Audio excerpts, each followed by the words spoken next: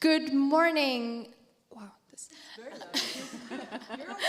Good morning, good morning. Thank you all so much for being here, everybody in the room and also everybody online. I can hear from a the echo. It's going to be work out. Thank you for coming. We're excited. Yeah, indeed. We are Beyond Eindhoven. We are we were established in 2019. By the end of it, actually, Beyond stands for empowering female students in the region of Eindhoven, who are studying in the regions in the fields of technology, innovation, and in the region of Eindhoven, let's put it that way. And we are so happy to have a lot of people also at home joining us because it's not only from Eindhoven. We'll get to that. My name is Massa. I am one of the founders of Beyond Eindhoven, and I'm currently actually working at ASML as a business architect. But also, I'm working together with Lara. So please. Well, just a little start. A few years ago, I've known Massa for quite a while. And I've been working, my name's Laura, by the way. I've been working for the university for about 10 years now. And I've been speaking with her, and we were thinking, well, why isn't there more representation and more things being done for female students at the moment? Because we have WISE, the Women in Science in Eindhoven, which is for female employees. And we're like, well, where is it for the student side? So Massa and I got together with a few other now former students. And we thought, let's just get beyond going. Let's have more inspiring workshops and lectures and hear more stories from the young professional females. And we started about, I think, 3 years ago, and then COVID hit. And so we're very excited. This is our first live event. And everybody welcome as well for the online, the people that couldn't make it here. So we're very excited for this first workshop. And we're doing this together with Fe+male Tech Heroes. So I'm going to pass it over to Ingeloo over here. Thank you. Hilde, would you like to start? Oh yeah, I can also start. Yeah, hello, my name is Hilde de Vocht. I'm responsible for marketing and communication, but also community and event management here at the high-tech campus. And I'm also one of the co-founders of Fe+male Tech Heroes. And I'd love to welcome you today here at the high-tech campus. And this might be your future work environment, because every day more than 260 companies and 12,000 great people work on future innovations. So hope to see you back again. All right, and I'm very honored to be here as well. Together with Hilde, I'm the co-founder of Fe+male Tech Heroes, Fe+male Tech Heroes, because we need to do this together. All together. And I'm the storyteller for the high-tech campus, also the communication manager. I used to be a journalist and now we're working hard to create more awareness about diversity and technology. So Fe+male Tech Heroes is a platform that strives to create more diversity in tech. We put female and male heroes in the spotlight to show what they do, what working in technology is all about. We raise awareness and we try to organize a lot of events like mentor sessions, our yearly conference, and also yearly dinners. We're very honored to do this together with Beyond. I love these collaborations, as well with the Eindhoven University of Technology. I think it's essential to work together to improve the awareness and to inspire people, also what technology is all about. And we're very honored to do this together with you today. We are as well. Thank you so much. So, if you're wondering, who's here actually today? I got a few messages that people will join later throughout the day. So this was a little bit of statistics of who's actually joining us today. We have almost, let's say, almost equal, more students than people who are working in the region, so we're happy to have you all here. The universities, we were actually hoping that this would be aimed towards students and working people that are living in the region of Eindhoven. But if you have a look at the names of the universities, you see a few that are from outside of Eindhoven, outside of the Netherlands, and outside of Europe, actually. So we're very excited to actually put the time zone in there because we have also people who are joining us from University of Oregon. So I thought maybe it's important to put it there as well. You also stated a few reasons, motivations, or why you would like to join this event. And I just thought that let's put a few of them also up here to just see, of course, for inspiration, networking. We have that at the end of the day and also throughout the day as well. So we're looking forward to that. Yeah, to just, somebody said to surprise myself, to hear inspiring talks. We also have different labels for different people. You came in today with different colors, so we gave students a different color. So that could also be an approach for you to reach out to someone, ask them, what is your working experience? What are you doing as a student? Some people also put that they're really looking forward to Gion's talk. So yeah, we're really looking forward to that. This is the program of today. We are at the kickoff right now. The first keynote, it's Finding Your Path, where Ingelu will invite Lis Lothras and Beatrice to join us up on the stage.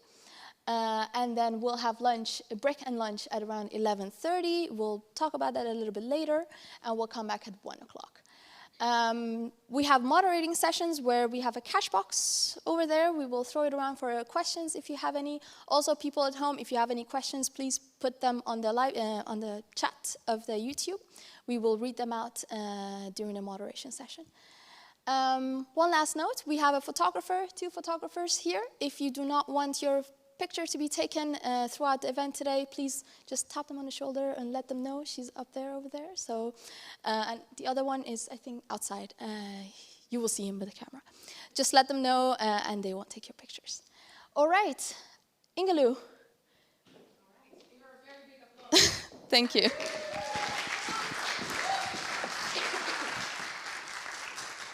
And it's so nice to see people in real life again. I mean, it's a little bit of getting used to, but we like it. So the first keynote is all about finding your path, which is very crucial if you want to be happy in your job and find a career that makes you fulfilled. And that's what it's all about, I think. We have 2 amazing speakers for you. So first, Lis Lothras, and afterwards, Beatrice Boss. And then we have a 20-minute Q&A. So we have the catch box, the blue one, here on the stage, and we will throw it at you. Yes, we will.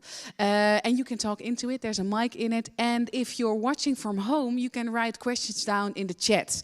So we'll have questions for you. We'll have time to answer everything you like. So let's start with Lis Lothras. So you might know her as being part of the TU Eindhoven team, developing the world's first energy-positive family car called Stella. She also made a wonderful documentary about that, also where her peers are now all over the world. She works at Van der Lande. Recently, she became a mom, and today she will share with us 7 mindset learnings she would like to give to her daughter about this world. So I'm very curious. Give her a very big applause, please.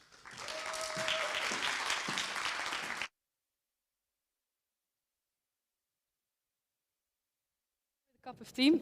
Don't be scared. I've had COVID weeks ago, but I keep on being sore. So, just so you know. So I'm very happy to be here. This is a topic that's very close to my heart. And let's see. Yeah, so as Ingelu also said, I recently became a mom actually 10 weeks ago. When the first session was planned in November, I was actually supposed to be super pregnant. And I thought, well, it's nice that it's postponed because then I'm not pregnant anymore. But having a newborn and preparing a preparation is also not ideal. So that's something I want to talk about today is actually the mindset learnings that I would like to pass on to my daughter. My daughter you can see on the left, her name is Eloise. She's 10 weeks old, so we still have some time to transfer all the learnings that I've had in my life. I'm a product manager at Van der Lande. And when I was asked to talk about finding your path, I actually found it a bit funny because I haven't found it yet. And I think I won't for a couple of years. I think my friends would describe me as all over the place, restless, always doing surprising new things. And one of those things was that I wanted to make a documentary. And the documentary is about how I visit my former solar team peers to basically find out what they're doing now. Basically to know, like, how did you find your path?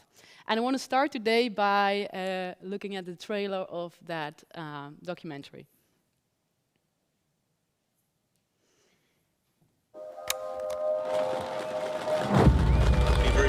show starts right here. Ik denk dat ik me pas besefte wat de omvang was toen het allemaal voorbij was. In die periode was je zo intensief met elkaar en daarna vliegt eigenlijk iedereen uit. Ik ben gewoon heel benieuwd waar ze nu zijn of hoe ze daar ook zijn gekomen en waar zit jij überhaupt, waar in de wereld zit jij? Hey. Ik zit in Taipei in Taiwan. In Engeland, Manchester. Ik ga ook naar India. Ik woon nu in Bos. Leuk je te zien hier. Ja, leuk. Als alles wat wij doen zou stoppen, dan is er niks meer. Je begint direct uit de universiteit en dan bel die mensen met 20 jaar ervaring en zeggen... Wouter, ik weet het niet meer, wat moeten we doen? Maar dit is de auto. Wat ik expliciet niet doe, is hoe hou je 150 engineers efficiënt aan het werk? Want ik heb geen flauw idee. There is some engineer, he's from Holland and he's doing this amazing research. Dus ze zaten echt te wachten op het onderzoek wat ik aan het doen ben. We weten niet hoe de toekomst eruit gaat zien. We kunnen ons alleen wel voorbereiden op mogelijke toekomsten.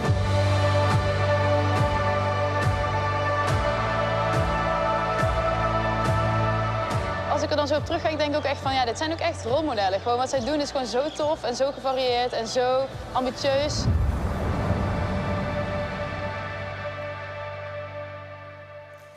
So the series, if you're interested, you can watch it on the YouTube channel of the university itself. It's online already. There are 2 series.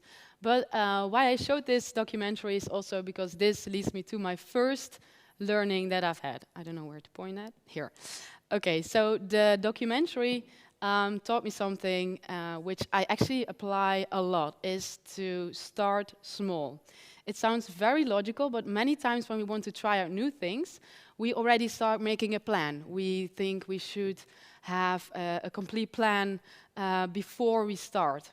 So, as an example, the documentary, I always wanted to make a documentary, and I thought, okay, how should I start? I should probably start by studying journalism for 4 years. I will not have an income in that period. How will I manage this? Let's not do it. Actually, what I did was that I sent an email to someone that I knew from years ago. I updated my resume and I basically said, hi, I want to make a documentary. Can we have a cup of coffee? Here's my resume. And that's actually how it went. And 8 weeks later, I was on a plane for the first episode. And that actually taught me to really start small. And it should be in the level of sending an email, making a phone call, having a cup of coffee. So just make a really small first step, because the bigger you make your plan in advance, the higher the barrier gets to actually start on something. The second learning that I have is be visible. This doesn't necessarily mean that you have to be an extrovert. Also, as an introvert, you can be really visible. So here you see me standing on stage in the company band of Van der Landen. And it actually turned out that the bald guy standing next to me, a year later, he became my manager. So this was a really fun way to be introduced to him, singing Bloed, Zweet en Tranen, which is literally translated as blood, sweat and tears. And that was a really great way to start. And I think that by being visible, actually how it works is that when there are opportunities in the company or wherever, people start to think, okay, who can we ask for this opportunity? And at that moment, they need to know that you exist. And you do that by being visible. So what you can do, for example, is join a band at the company. You can join the hockey team, or you can present, you join the Works Council, or just be very socially active at the coffee machine. But basically what you do is you start to network within your company. What I would also really recommend is learn to present. You don't have to be brilliant at presenting, but if you don't present at all, or you're sort of try to always not present, which I did before, you can be really good at your job, but if you're not able to present the results that you accomplished, no one will actually know. So you can learn to present by, for example, ask for a course at your company, or you can do self-study. There are many good videos on YouTube, for example, TED Talks, those kind of things. Or look at someone that you admire who presents and copy the things that are good within your own style. Because remember that you really need to stay close to your own style. So the first many times that you will present, it will feel really awkward. But the more you do it, the more comfortable you get in it. And I think that helped me a lot. Before the solo team, I actually never presented at all, because I always made sure that someone else was the one who presented. But once I got comfortable in it, I really enjoyed it. And it actually also helped me to become the spokesperson for a solo team, or to start the documentary. The third one is failure. While trying to find your path, you will try out many different things. And by doing so, you will probably also fail quite sometimes. And for me, when I think back of the moments that I failed in life, I always got like a knot in my stomach. I don't know if that's a Dutch saying being translated, but I always felt a bit embarrassed when thinking back about it. And something that really helped me is to sort of get okay with failure. You will fail sometimes. Also good to know is that people always say, well, what's the worst that can happen, right? But I always think, like, really, what is the worst that can happen? And usually it's quite okay, like the world will continue as it is. Also, maybe always think about Elon Musk. He failed like incredibly much before he had success with Tesla. If it makes you feel good, go on Google and type in Elon Musk's resume of failures. And there are like pages long of all his failures before he actually had one success. For myself, I had a performance once. It was for 800 people, a singing performance. And it was in a new band, and we only had one rehearsal before the show. I know what you're thinking, how could this go wrong? So I thought to myself, like, what is the worst that can happen, right, when you're singing? What's the worst that can happen if you're singing on stage? Do you know? Losing your voice. That's even worse than what happened to me, actually. Oh my God.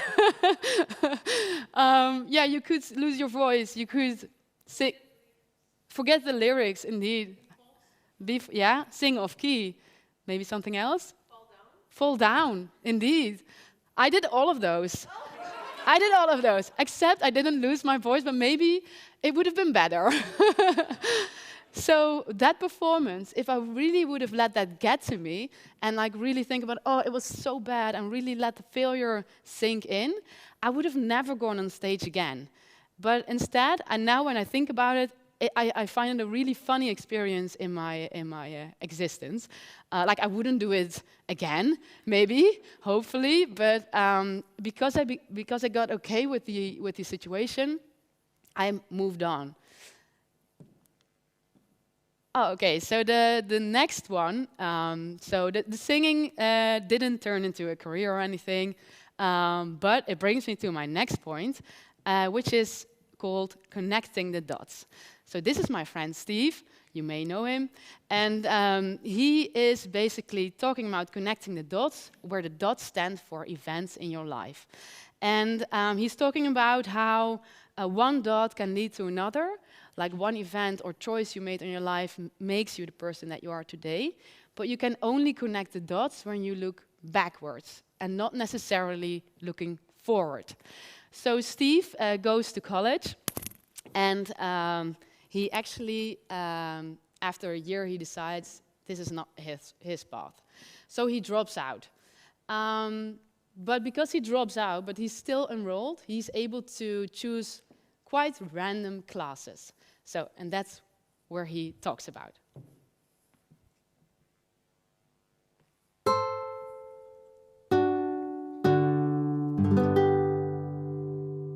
This program is brought to you by Stanford University. Please visit us at stanford.edu.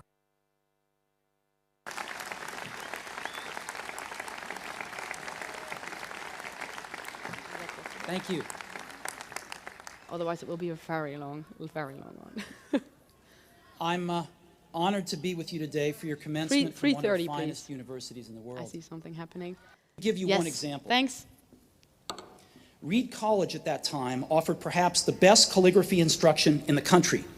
Throughout the campus, every poster, every label on every drawer was beautifully hand calligraphed.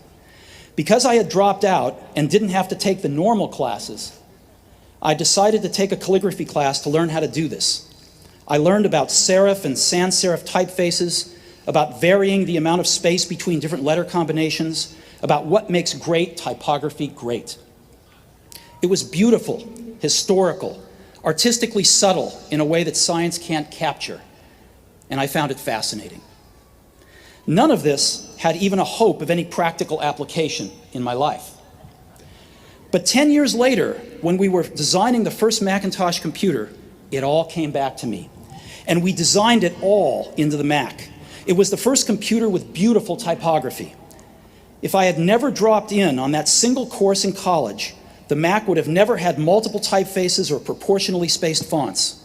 And since Windows just copied the Mac, it's likely that no personal computer would have them.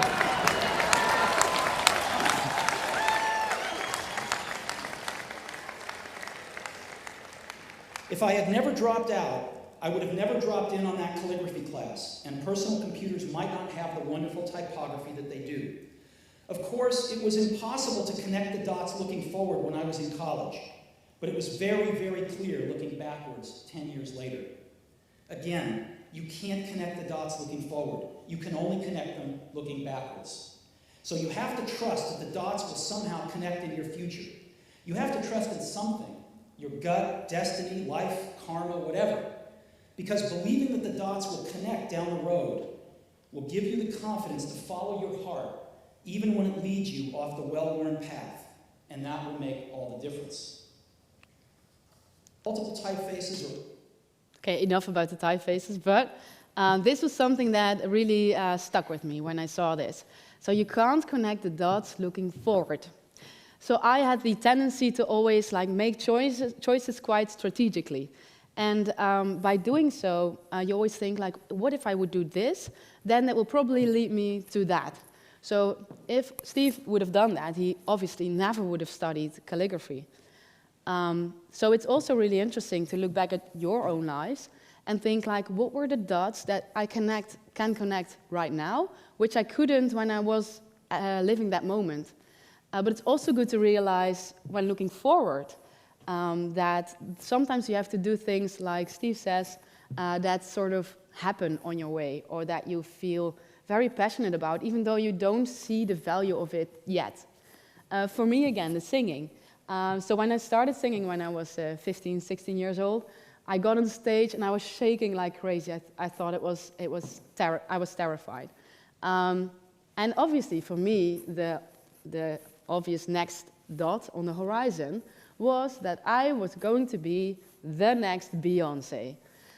Obviously, that didn't happen, luckily. But what did happen is that because I got on stage at such a young age, I actually got really comfortable by speaking before for an audience. And that got me to be the spokesperson for Untitled Eindhoven. And I also think that by doing so, in my career, I got certain opportunities. For example, the job that I'm having right now was because I was very comfortable in presenting. So I was visible in the company. Or the documentary, for example, I was quite comfortable in setting that up and being in front of the camera. So that was never the plan when I started singing, but that's actually what happened. And if I would have stopped singing when I sort of figured out quite soon that I wasn't going to be the next Beyoncé, then that would have been really a waste because the results were going in a different direction that I couldn't have imagined, and also because I really enjoyed the singing and it really gave me a lot of energy. Yeah, you're probably thinking, what's happening here? So in Corona time, we all had our crazy hobbies, right? So I decided I wanted to learn to paint. So I took painting classes, And actually, one of the first lessons, I had to draw a monkey. And so this is the monkey that I drew, and I was actually a bit annoyed because I didn't get to paint. This is like pastel chalks, which learns you how to use the colors and like the figure itself. And I was like, so this is the monkey. It looks like a monkey.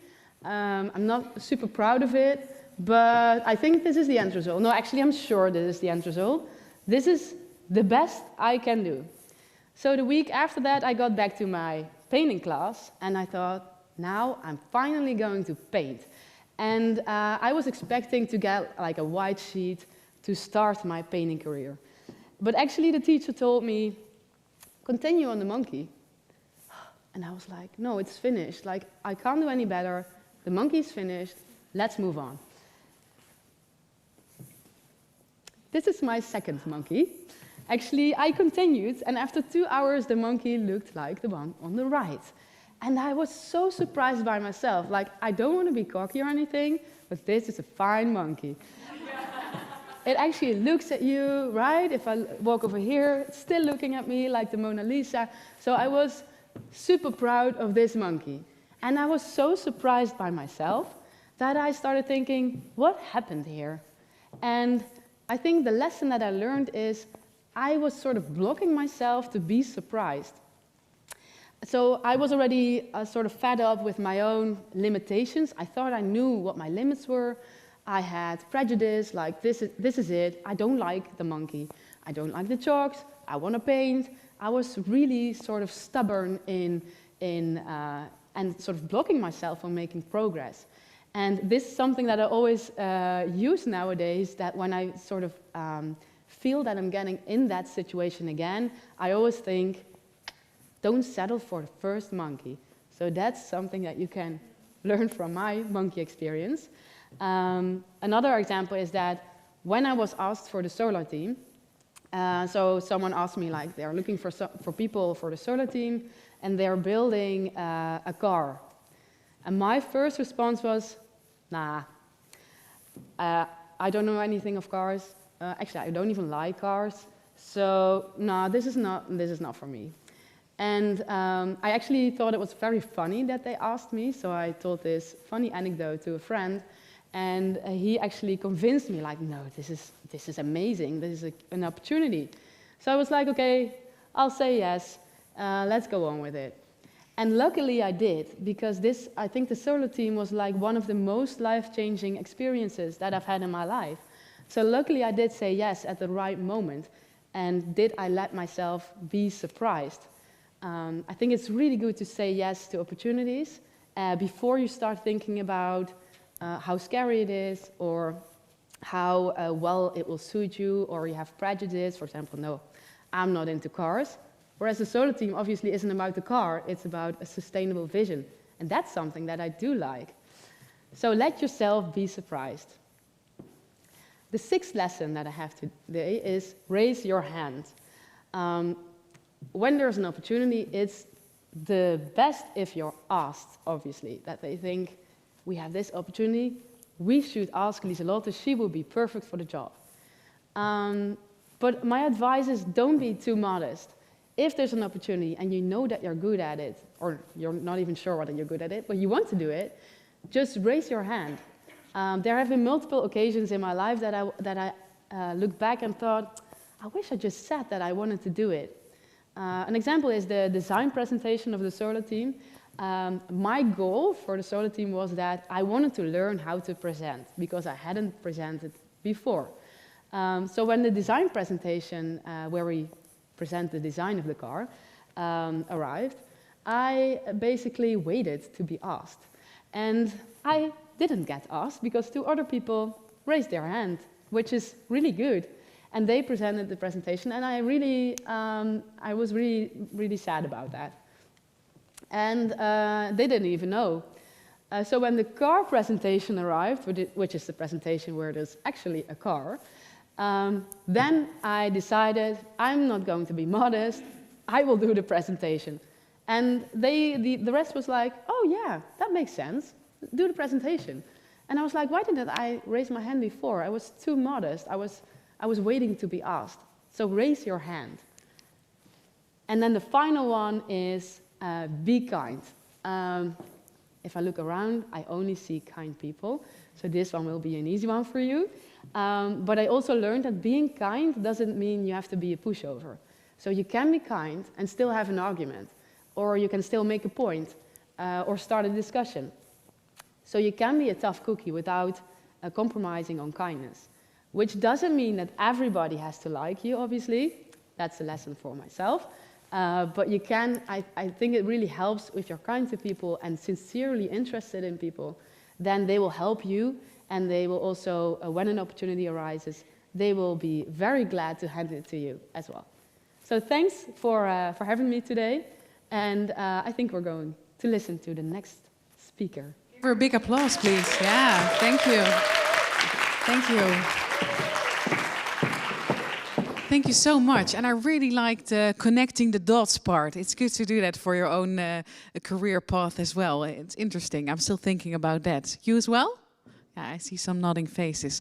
So our second speaker in the Finding Your Path part of this conference is Beatrice Boss.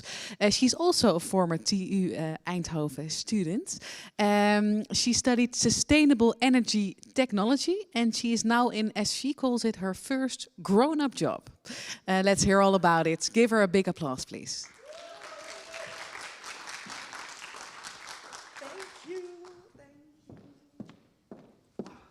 Nice to be on stage again. It's been a while and I actually love this, so happy to see you. And I'm also actually very happy that we're finally on stage together, or well, not now, but in a moment. Because actually I know Lis Lothras already for quite a while, but we've never been on stage together. So today is the day. Yes, I want to tell you a story about, well, actually my life at the current moment. Because I have always been thinking a lot about my career path. And actually now, when it's time to start my career, everything sort of failed. And that is what I'm going to tell you today. So how can you get a career path from student to professional? And how can you also accept the way it's going? Because that is what I've been doing. So that's why I use the format of Instagram versus reality, where always people post a picture like, hey, this is Instagram, and hey, this is reality. Well, I won't post all the same pictures, but you kind of get the idea of what I want to share with you. So a little bit of background information, so you know where I'm coming from. Okay, my name, you knew that. I did a master at TU Eindhoven, and I've actually also been in the solar team Eindhoven, not together with Lis Lothras, but 2 years after. So that's where we know each other from. But in the meanwhile, yeah, I've been working, for example, at the innovation space. Many people probably know that institute. I have been doing an internship in New York City. I was doing my graduation project at a building construction company. My roots are from Rotterdam, which I'm very proud of, and which a lot of people always surprises, because I can speak like fluently the accent of the people from Rotterdam, which I actually love, but in English I can't, so that's difficult. So, okay, there you know a bit where I'm coming from. And currently only 25 years old. I want to know, who is older than 25 here? And younger? Okay, that's quite an equal division. That's good to know, great. Okay, so the first point I want to share with you is the perfect start, which everyone is dreaming of, versus reality. So maybe as you saw in the previous slide, I've been always thinking a lot about my career. When I was already in high school, I was doing all these, we had this sort of student association, but then for high school. And I wanted to be the praises, I wanted to be managing all the activities, and I think it was good for my network, meeting people. I was 15. Well, why was I doing it? I don't know, but I really liked it. And then also during my student time, I really like to organize a lot of events, meet people from the sector. I was already very interested in sustainability from the beginning. That's why I studied the Bachelor of Sustainable Innovation. And then I joined Solar Team, also because I thought it was the most amazing experience. I could meet so many people. I could really start building my career from there. And it was a lot of fun, so luckily I also enjoyed it. And then this picture was actually taken in New York at a conference where I was helping, inviting Dutch companies to a conference on smart cities. I really liked it. I felt I was on top of everything, and again, meeting a lot of people. I thought I was on the right track because I knew what I wanted to do. I knew I wanted to do Solar Team. I was, in contrast to Lis Lothras' story, I knew already I wanted to do it when I started at the TU Eindhoven. Maybe my mother, by the way, said that to me when I was a little child, because she gave me a subtle solar car from TU Delft. Like, hey, this is a nice car. Maybe you want to do with it sometimes. Maybe it was already in my head when I was a kid. So, yes, I wanted to do Solar Team. Then, okay, I want to go to New York City. It doesn't really matter what I'm going to do there. I just want to go. I want to have a great time there, and I went. Then I wanted to have a job, a very nice job, which is not the most normal job. I went to Innovation Space. It was really a lot of fun and learned a lot there. So, in my feeling, I was doing the right steps to get the perfect career start. And then I graduated. And then I was like, uh-oh, we have a problem here. I don't know what to do. I wanted to get drunk with my friends, like on this picture. I just wanted to stay in the student life, just chill out with them. And I actually didn't want to leave yet back to Rotterdam or Amsterdam, because I always said I will stay in Eindhoven for max 3 years, not more. Well, this is my 8th year, so you can see how it turned out. And I really had a problem. I didn't know what I wanted to do. And there were so many options as well. Maybe that's also what you're experiencing. There are many nice companies here in the neighborhood. There are many nice companies outside Eindhoven. There are a lot of people looking for females, which is a good thing. And then I had a bit stress. Because I thought, uh-oh, I don't know what to do, and I always knew what to do. I never experienced this feeling. So it made me also a little bit sad. So yeah, it was just a moment in life where I thought, oops. I thought I prepared so well. I thought I did everything I had to do to get this perfect start, and now it's not. Well, you can imagine how that goes. So what did I do then? I thought, indeed, my career path, I thought I really wanted to be a businesswoman. I wanted to be CEO of a company. I wanted to work in a cool environment, a big city. Well, there were all these cool opportunities. Well, I already shared you a bit about the stories. I also thought I would really be an entrepreneur, because my parents were always entrepreneurs. But now, when especially the last years, I saw what a tough life it is to be an entrepreneur. I thought, okay, maybe it's not really my thing. So what I did is I checked all these cool companies. Oh, you see all these logos. I checked them out. I had conversations with them. I wanted to, well, maybe work there. But in the end, I ended up at Differ. Anyone heard of it? Well, maybe you ever saw the logo on the campus, but I think that's it. Well, it's the Dutch Institute for Fundamental Energy Research. And yeah, I once heard of it, but, well, I was not really excited. But there was someone I met, because I had a network, and he said, hey, maybe, do you already know what you want to do? No? I have a project for you. You can work here for 10 months. And if you don't like it, you can leave. If you want to leave after 10 months, that's fine. If you want to stay, that's also fine. And I thought, okay, that sounds attractive, because I don't know what I want yet. I think I want to stay in Eindhoven for 1 more year to party with my friends and to have my boyfriend close to me and just stay here, actually. A lot of other things besides my career path. And he offered me flexibility. He offered me a good position. I thought, well, okay, let's do it. But yeah, I started at a research institute while I actually wanted to be in business, the businesswoman I ever dreamed of. So this was the reality check where I thought, that's a bit strange. But okay, let's just do it and let's just accept it. Because, well, all these factors combined, my feelings I had, okay, I actually have all the reasons to be quite sad. It is Corona, I am already at home for 1 year or more, I am not on the stages where I want to be and inspire people, I'm not meeting new people, my whole network is, well, I'm never seeing them, so why do I have a network then? So I actually have a lot of, I think, a lot of reasons to be a bit sad. Maybe I also saw a lot of people around me who are having burnouts or having a tough time. I thought, okay, maybe I should also be sad. But actually, I don't feel like that at all.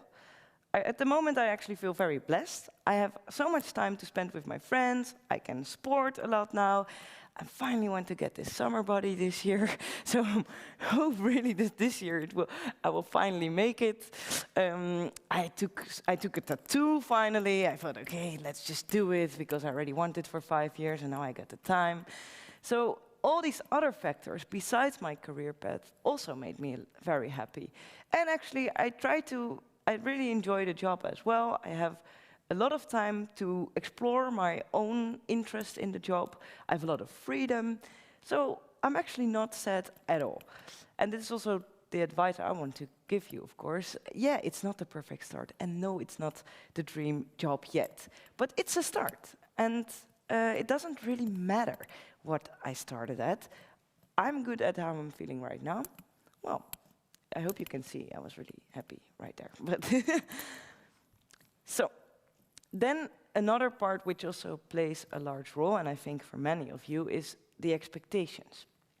Mostly expectations you think that other people have of you. And that's also what scared me. I thought, the expectations, is it the expectations that other people have of me?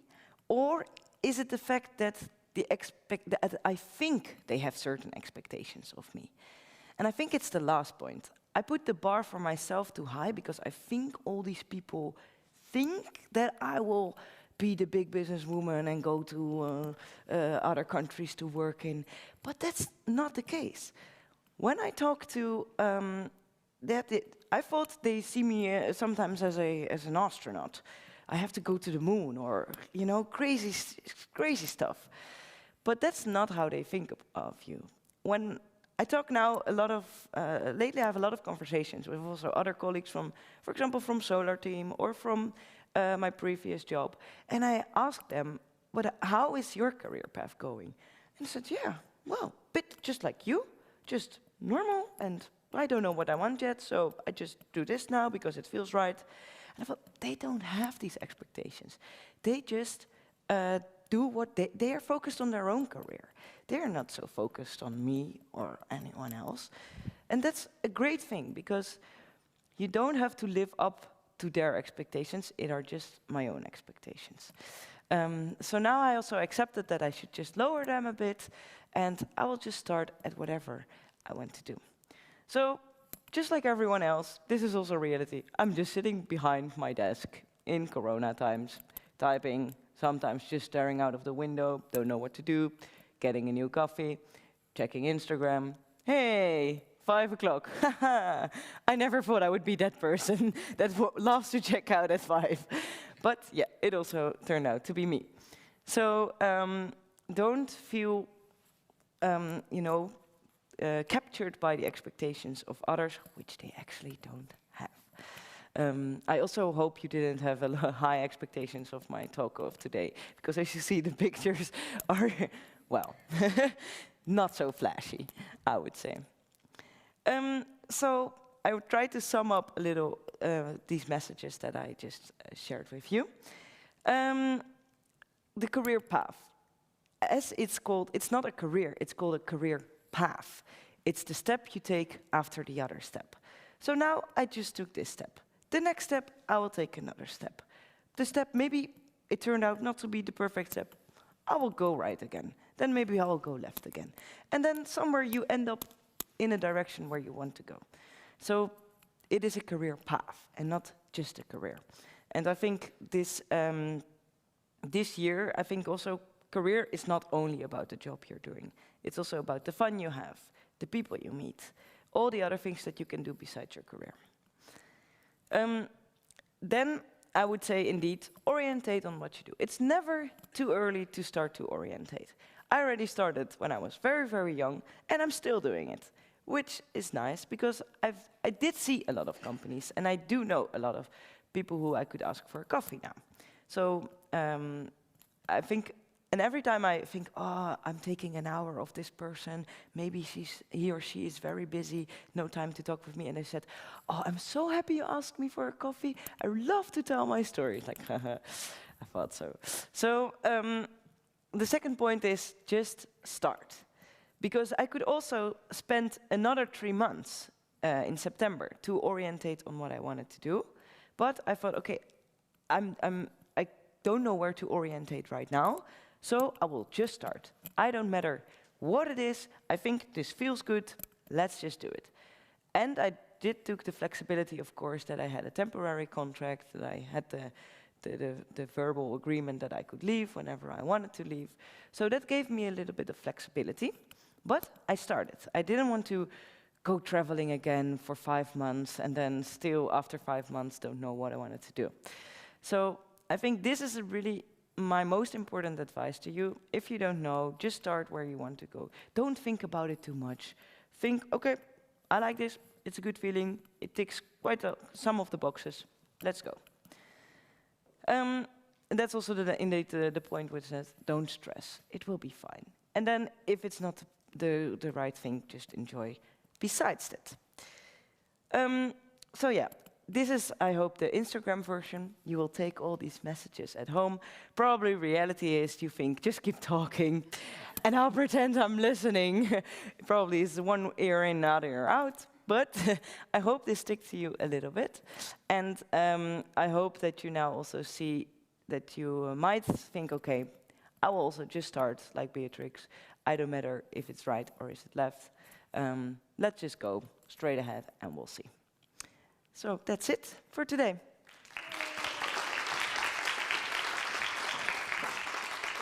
Thank you so much. You're and thank welcome. you for putting a smile on our faces as well.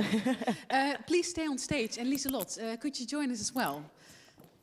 And of course, grab some water. Lis Lothras, while hearing the story, how is that with you? Do you also feel do you also think that people have some expectations of you? Yeah, definitely. I recognize sort of, I think, everything Beatrice said. Me too as well. Yeah, it's very recognizable. And also I really like the final advice, like just start, because I see a lot of people around me that indeed first want to like figure it all out. But once you start, you actually, that's the moment where you realize, okay, this is what I don't like, this is what I like. I actually started as an integration engineer. Where I was sort of responsible for the quality of the products, and it was actually about like PLCs. Do you know, like programmable computers? I never saw one ever in my life, and I was like the expert in it. But I started on it, and I actually stopped after 8 months. But because I just started, that's where I got indeed in the career path to the next dot or to the next point. Because I just started. I wouldn't have found it if I would have gone traveling or whatever, indeed. Just start. Yeah. Lis Lothras talked about connecting the dots. Did you do that with your path until now? Well, there was one thing that I indeed remembered, also because I met here Ramon, he's in the back, the wave, yay. The technical guy today, yeah. And actually we met at the theater in Rotterdam, where he was also working at the technician, and I was in theater class, and I love to be on theater, and actually my dream was always to be an actress or a presenter. Oh great, so we have Beyoncé and we have Carice van Houten. Yes, great. I always wanted to be, yeah, it was just a dream, but I didn't go to the theater school because I thought I won't have a career. It's very hard to get a good career when you are going to the theater school. So I thought engineering was my best other option. But now, as also with Solar Team, I was so many times on stage, and now I actually really love to do these things. I thought, it is a bit still the theater that's inside of me, the presenting on stage, and I learned so much from that moment there, from the theater classes, that now I can sort of, use the knowledge and from what I've learned there in here. So it is thanks to all the theater classes that I feel so comfortable and easy on stage. Yeah. It's also, you can see it, it's great, both of you, great presentations. So we have the blue catch box, which we will throw into the room. So if you have a question, also online, because some people are watching online, if you have a question, write them down in the chats and we will include them as well. So is there someone who has a question for our two speakers? And could I get some assistance for the blue box? Perfect, yeah. Everybody's afraid for the blue blocks. It's very soft, it's very soft. You raised your hand? Oh, not yet. Oh, I see a hand over there. Could you throw it? I'll stand there, that's more easy. Of course. Whoever catches it has to... Woo! All right. You can talk into the middle. Yeah. All right. Well, I took your tip, Beatrix, and just started. But now I constantly have a feeling I should be further in my career, and I want to do more, and I want to take all the chances I can get, and there are so many options, and I want to have them all. How do I navigate that feeling? Do you recognize that you see a lot of other things as well, and your path is not so clear as you would like it maybe to be? Yeah, definitely. Because I thought before I was starting that my path would be already very clear. And now I'm back in the orientation phase, because currently I'm still having a lot of coffees with a lot of people, and I again see all these opportunities but if I now go into consultancy, I think I will learn a lot of that, but I will miss the other part. If I go to industry, I will miss the... And then I thought, okay, but all the options I have right now are good options. And the choice that I will make will definitely be a good one, because at the moment that you make the choice, you don't have any more knowledge. It's just, you can only base your choice on the knowledge you have until that point. So when you look back and you thought it would be maybe the wrong choice, it couldn't have been the wrong choice, because you didn't know any more. So then I again would say, just start with one of those, go to that point, maybe go a bit more left or right, maybe a bit more extreme that you now have in mind, and then you will see if it works out. And if not, just go the other side again. So now I'm at the point where I just need to make a choice. And probably back in my mind, I have already made a choice. I just need to, have the courage to express it. So I would say just go right or left, start with the other one, start small, just pick up one of those things, and then you maybe can do the other one afterwards.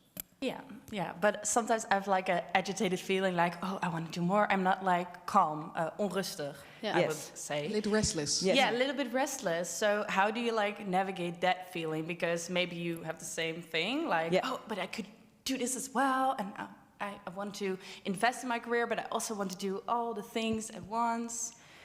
Still start small. Only thing what would take away your restless feeling is to do it. Mm-hmm. Because, I forgot to mention, I made my website, you can all check it out, it's beatriceboss.com. Still need to do the promo talk. Go there and you will find the answer. Find the answer there. I wanted to do that for so long, to make a website and to share my portfolio and to sort of get paid to be a speaker or to do that as a side job. And now I just finally did it, and that gave me sort of the rest to say, hey, but I have it, it's there, it's the website, I can share it. So the restless feeling will only go away if you do it. All right, cool. Shall I throw it to you? Yeah. Another question. Well, not actually a question, but I recognize something that you mentioned. It's really recognizable because a few weeks ago I was at a graduate event. I'm not graduated yet, but there are all those people who had to pick a job. And someone mentioned, I think it's really in line with your story, you cannot choose a job because you can't compare yet. It's your first job. You just have to pick a job, and after that you will pick another job, and after that you can choose a job because you have experience with other jobs. So then you can make a choice based on your experience. Yeah, definitely. You build up the years, and I think the further you get, the more choices you have, because you indeed have the experience. But I think it's also, what I also notice is that there's also value in staying at the company where you're at. Because, for example, my husband, he started at a company, and after 8 months he didn't like it, he switched jobs. Again, 10 months he switched jobs. And actually he never got to a point in the company where it actually gets fun. And I noticed that even though I switched jobs within the company, I noticed that the further I got, the better the people around me in higher management started to know me, and also knew what type of opportunities would really fit me.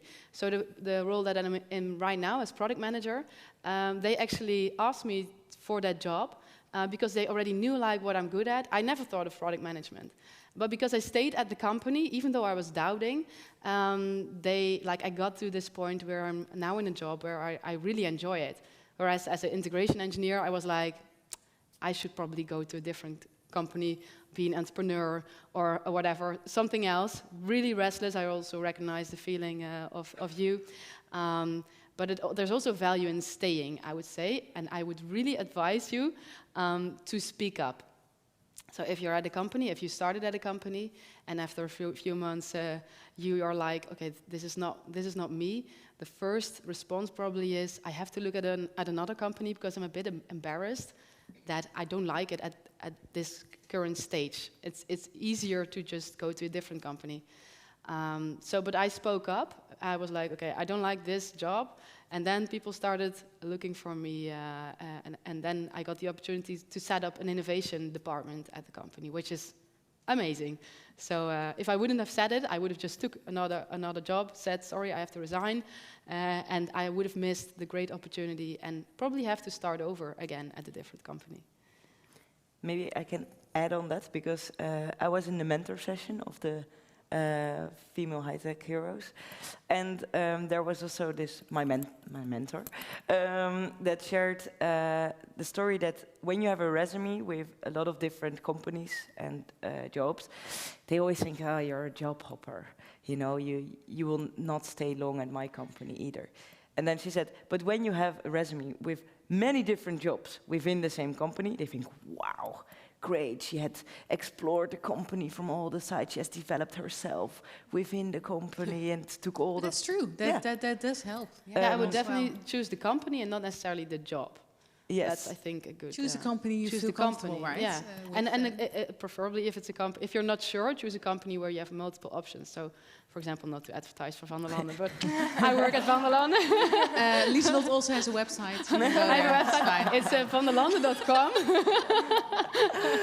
No, but indeed, if you don't really know what to do yet, maybe it is an advice to maybe pick a bit bigger company where you can, you can switch, you diverse can yourself explore within. Yes. Yeah. And I think the times change, right? I mean, 50 years ago, people started working at Philips and they stayed. And I think now the atmosphere and everything is changing. You can choose to grow in different paths in your career as well. Yeah, definitely. So I've been at Van der Landen now for 5 years. And if I look around at my friends, I think I have the longest track record at one company.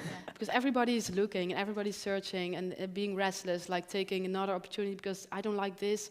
And the Instagram, LinkedIn world is telling you that everybody has found their path. So maybe I should switch. And I think nowadays, indeed, if you start as an engineer, like I did, now I'm a commercial product manager, so a totally different direction. Nowadays, you can really, it's okay if you start at something, but you end up being something completely different. Maybe you will be an actress, Beatrix, you don't know. It starts today. Yeah. We should connect the dots in a few years and see what happens. Maybe I don't want to be it anymore. So. Yeah, I also don't want to be Beyoncé. So. We see all new careers starting today. New questions. I see someone in the back. Hi, thank you both for your talks. You both emphasized the power of networking. So I was wondering, can you share your top networking tips? Oh, that's a good question. What I do lately, or what I try to do lately, is to catch up again. So if you connected to a new person, very nice after a nice coffee or on an event or anything, try to reach out to that person again in 2 months or in 3 months or at the right moment. This is how you keep your network instead of just grow your maybe a bit fake network, because adding a person on LinkedIn is not having a network. What I do think is a network is a person where you feel comfortable to reach out to. Who is a person you feel comfortable to reach out to? Well, who could it be? It's a question to you. Some colleagues from the studies, maybe. Or a friend, maybe. Friends that have moved to a different city, I haven't seen, Yeah, indeed. So people you're very close to, that are the people that you will easily reach out to. So I think networking is not about professional relationships, it's about personal relationships. I really like that perception. Yeah. But I also want to add, like, besides your network, I also think that, like, what is a network? You can add someone to your network whenever you want, because the world is online. For example, when I watched the movie of David Attenborough, you know, I forgot the name, but the one that was released 2 years ago, and I was really astonished. I was like, I have to do something now about the Earth, because this is not going in the right direction. So I knew this startup in Amsterdam, which is called Just Dig It. Maybe you know it. They dig holes to regreen the Earth, and I thought that was really inspiring. But I didn't know anyone in that company. But because LinkedIn, everything is online, I just wrote a message to the CMO. Hey, can we have a cup of coffee? And now I'm actually working on a project with them to develop an app to have more people donate money to dig more buns. So yeah, it's really good to maintain your network, but also don't be afraid to just grab someone and put them in your network, because it's online. I think nowadays you can really do that. We also have some questions via the chat online. Someone is asking, how does one be a tough cookie in a row full of big guys? Ooh, yeah. How do you do that? Yeah, I think that's a tough one, because, well, being a female tough cookie, I think we easily trap or fall in the trap to start imitating the male tough cookie behavior, whereas you can have your own version of that. So I think, yeah, how to be, it's really dependent on your personality. I've been the only female tough cookie many times. Actually, the solo team, I was the only female with 23 guys, which was interesting. And but I learned to use my own style in being the tough cookie and not becoming a male version of me. But how to do that, yeah, that's a tough one. Do you have an answer? Well, this is still my learning point, because I think I already insulted people today in my presentation. So, yeah, it's also maybe a bit of the contrast between Rotterdam and Eindhoven. The people here are very soft and very friendly, and I was not. I was more hard, tough. No, just I say what it is. Yeah, it is that way, right? Yeah, I'm not gonna wrap it into a nice paper and then give it to you. I just give it to you. So this is my learning point still. So I think I'm not the best person to give advice on this. But in the male world, I would say what I now experience in my job is I have a lot of meetings with only guys, and mostly only white, older guys. And then I'm the only young female. And then sometimes I think, well, but maybe this is my opportunity. And then I say what I think, and then they all listen. And then after the presentation, they come back to the points I made. And I think, hey, you see, they listened. Because I'm maybe the only different person here, and they are interested in that. So don't think that they won't listen to you. They will listen to you. They're very interested, actually. Yeah, I recognize that. Like, it can be an advantage, actually. I always experience it as an advantage. Yes. Because you already have the surprising effect. Like, when you say something brilliant, they're like, what? She actually has knowledge on the topic. So you can use that and indeed speak up. I think that will only be appreciated. In the men world. Yeah, yes, definitely. So that's also about being visible. Someone is asking, what will be your advice for, Beatrice, for example, for introverts that feel really uncomfortable being on stage but still like to be visible? How do you do that? Yes. You're an introvert, I think, right? Yeah, right. Yeah. You know all about it, Beatrice. I always feel it's difficult for me to place myself into an introvert person, another learning point. But what could help is indeed take theater classes. Yeah, to get out of your comfort zone a little bit. Yes, and you have a lot of these stand-up, how is it called, like cabaret kind of lessons. Stand-up comedy? Stand-up comedy, indeed, which is very, the atmosphere is always very low-key there. Everyone can just stand up and share something funny, and if it's not funny, people will still laugh, because it's a bit the atmosphere that's there. So, yeah, maybe theater lessons could help. I'm also thinking about your monkey picture. Yeah. Try it. Just try it out and try it again. Yeah, and was it about being visible, or what was the... Yeah, it was about being on stage. It's difficult, but how still to be visible? Yeah. So if you don't want to stand here? Yeah, well, I would still recommend to do it. It doesn't have to be like a stage, but at your company, like in a meeting, present the results. So maybe this is with the lights and, the microphone. It makes it a bit... over the top, so it can be like just present your results to your peers or something.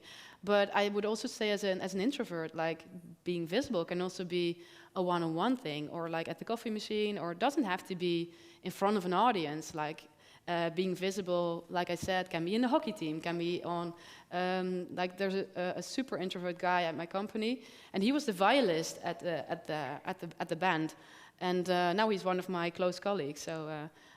Yeah, you can have your own style. Like, what can you attribute to the company in your own style? So you don't have to be the singer before the audience. Yeah. Or maybe, for example, if a company is organizing events, join them. Yeah, right? join in the organization. Step, Yeah, right? indeed. Yeah.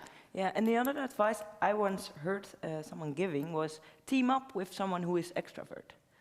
And speak up to that, just personally to that person, like, hey, I see that you are more comfortable on getting stage or taking the spotlight. Can you maybe help me a bit with that? And that you sort of team up with that person, go together, and that extrovert person will only love to say, here is, woo, another cool person.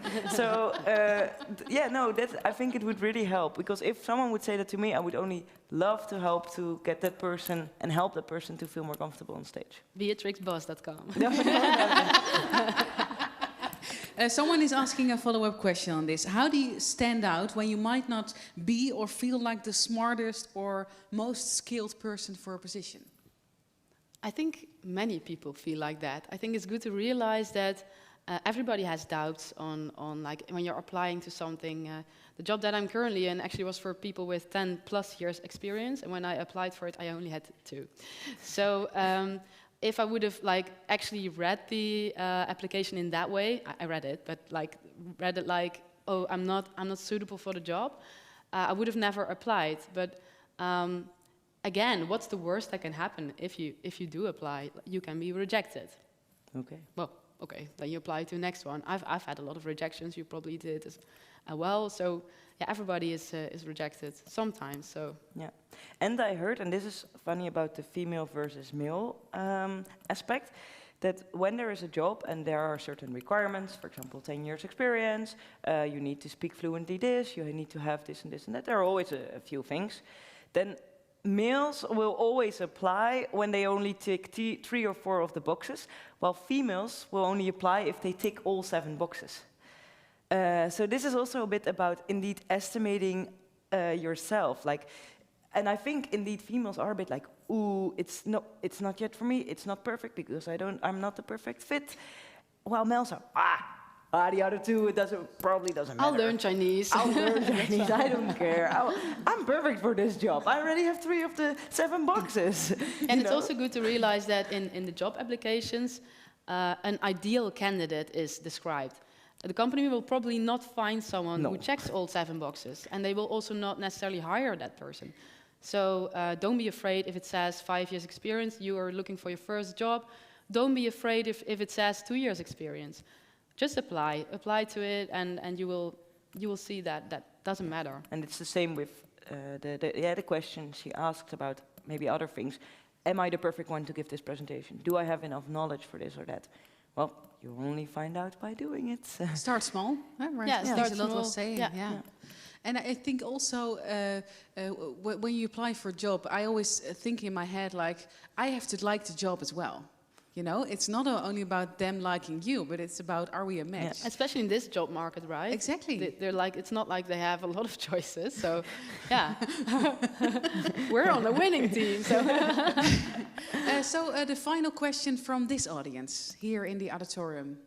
I see a hand going up. And I love to hear your story, so please share. Well, not really. Oh, wow, this is loud. Not really a question, just maybe a small contribution to the former point about being visible. If you are an introvert, I'm an introvert. For example, this is way out of my comfort zone to Go say give it your something. ear. Give her applause. Yeah. Thanks.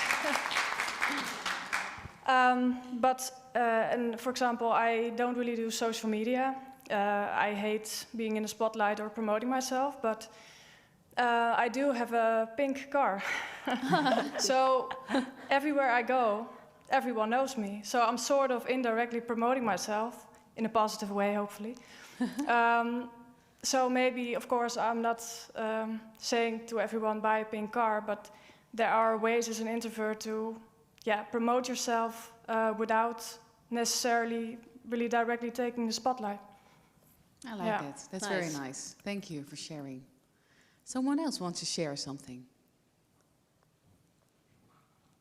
Yeah. Can I? Or respond on this, or? Or respond on this. Does someone recognize this? Because you know each other, right? You already told. So do you have a question for each other? Yeah, I'm very curious, like, what is your next step? Yes, well, I'm still in the orientation phase. But now I have, I think, 2 companies which I really like at the moment where I am now. I think, okay, these are both good options. I can take one of those. One is more a consulting company, which also tries to implement projects.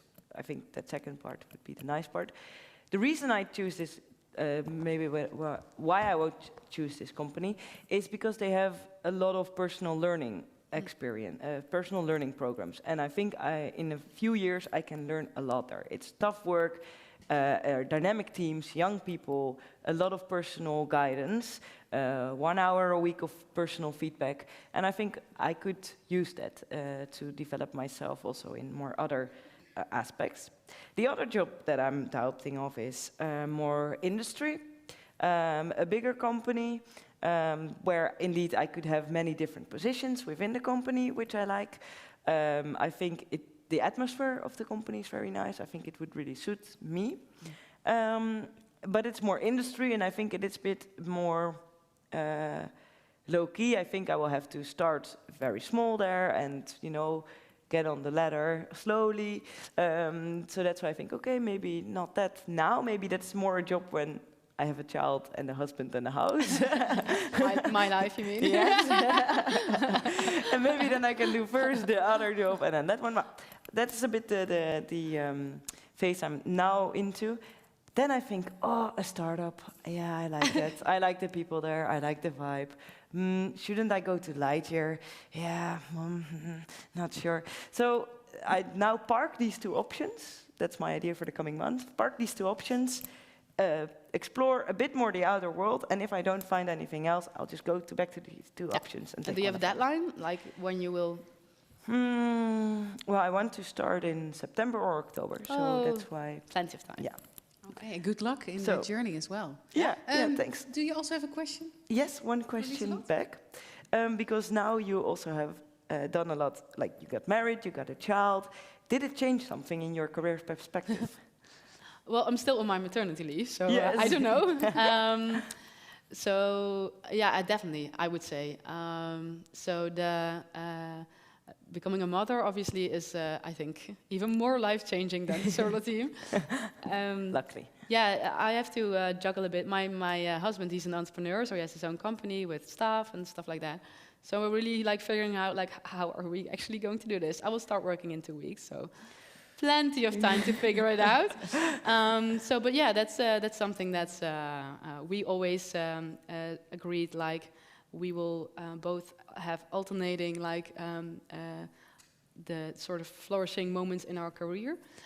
So now I'm more like on the mother aspect, I would say, than on like really getting my career on the highest track, because there's this little human being who really needs me. So yeah, but I have to figure that out. I don't know yet. So this is something that I'm really looking forward to explore. Yeah.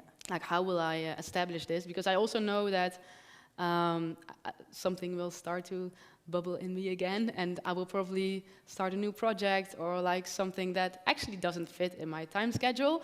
But so then I will have to figure out like how will I juggle all the things that I want to do and being a mom. So I hope that in the next event we have some inspiring speakers who can tell me about that. That's a nice one. Thank you. And good luck in your path. As you said it, it's not just a career, it's a path. So thank you. Give a big applause to Lis Lothras and Beatrice. Thank you. Thank you. All right. And then I'll give the stage back to Massa. Give her an applause too.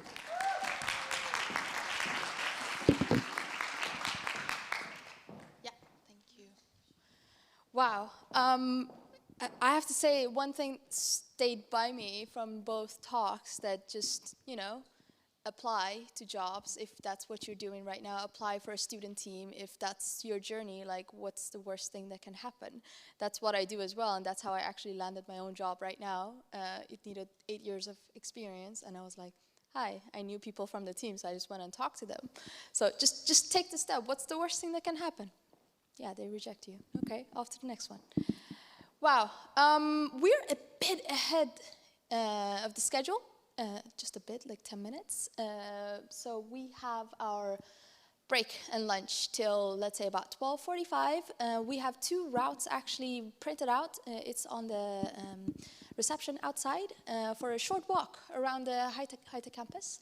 It's very beautiful weather today. But please be back by around 12:45. There are a lot of, let's say, carts, and you'll see a lot of lunch places around. Please be back by around 12:45, and we'll start the next, let's say, keynotes. Yeah, this is our program for the afternoon. We'll start them at 1. All right, thank you.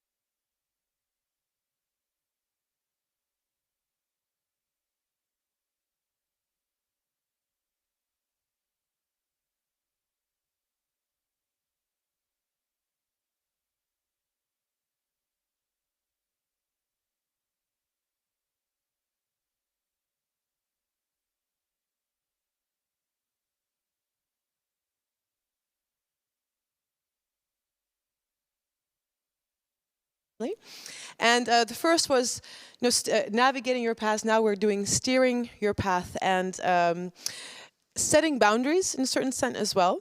And G we have coming up first. And I had to tell from Masa the zigzag journey of G. Take it away, G.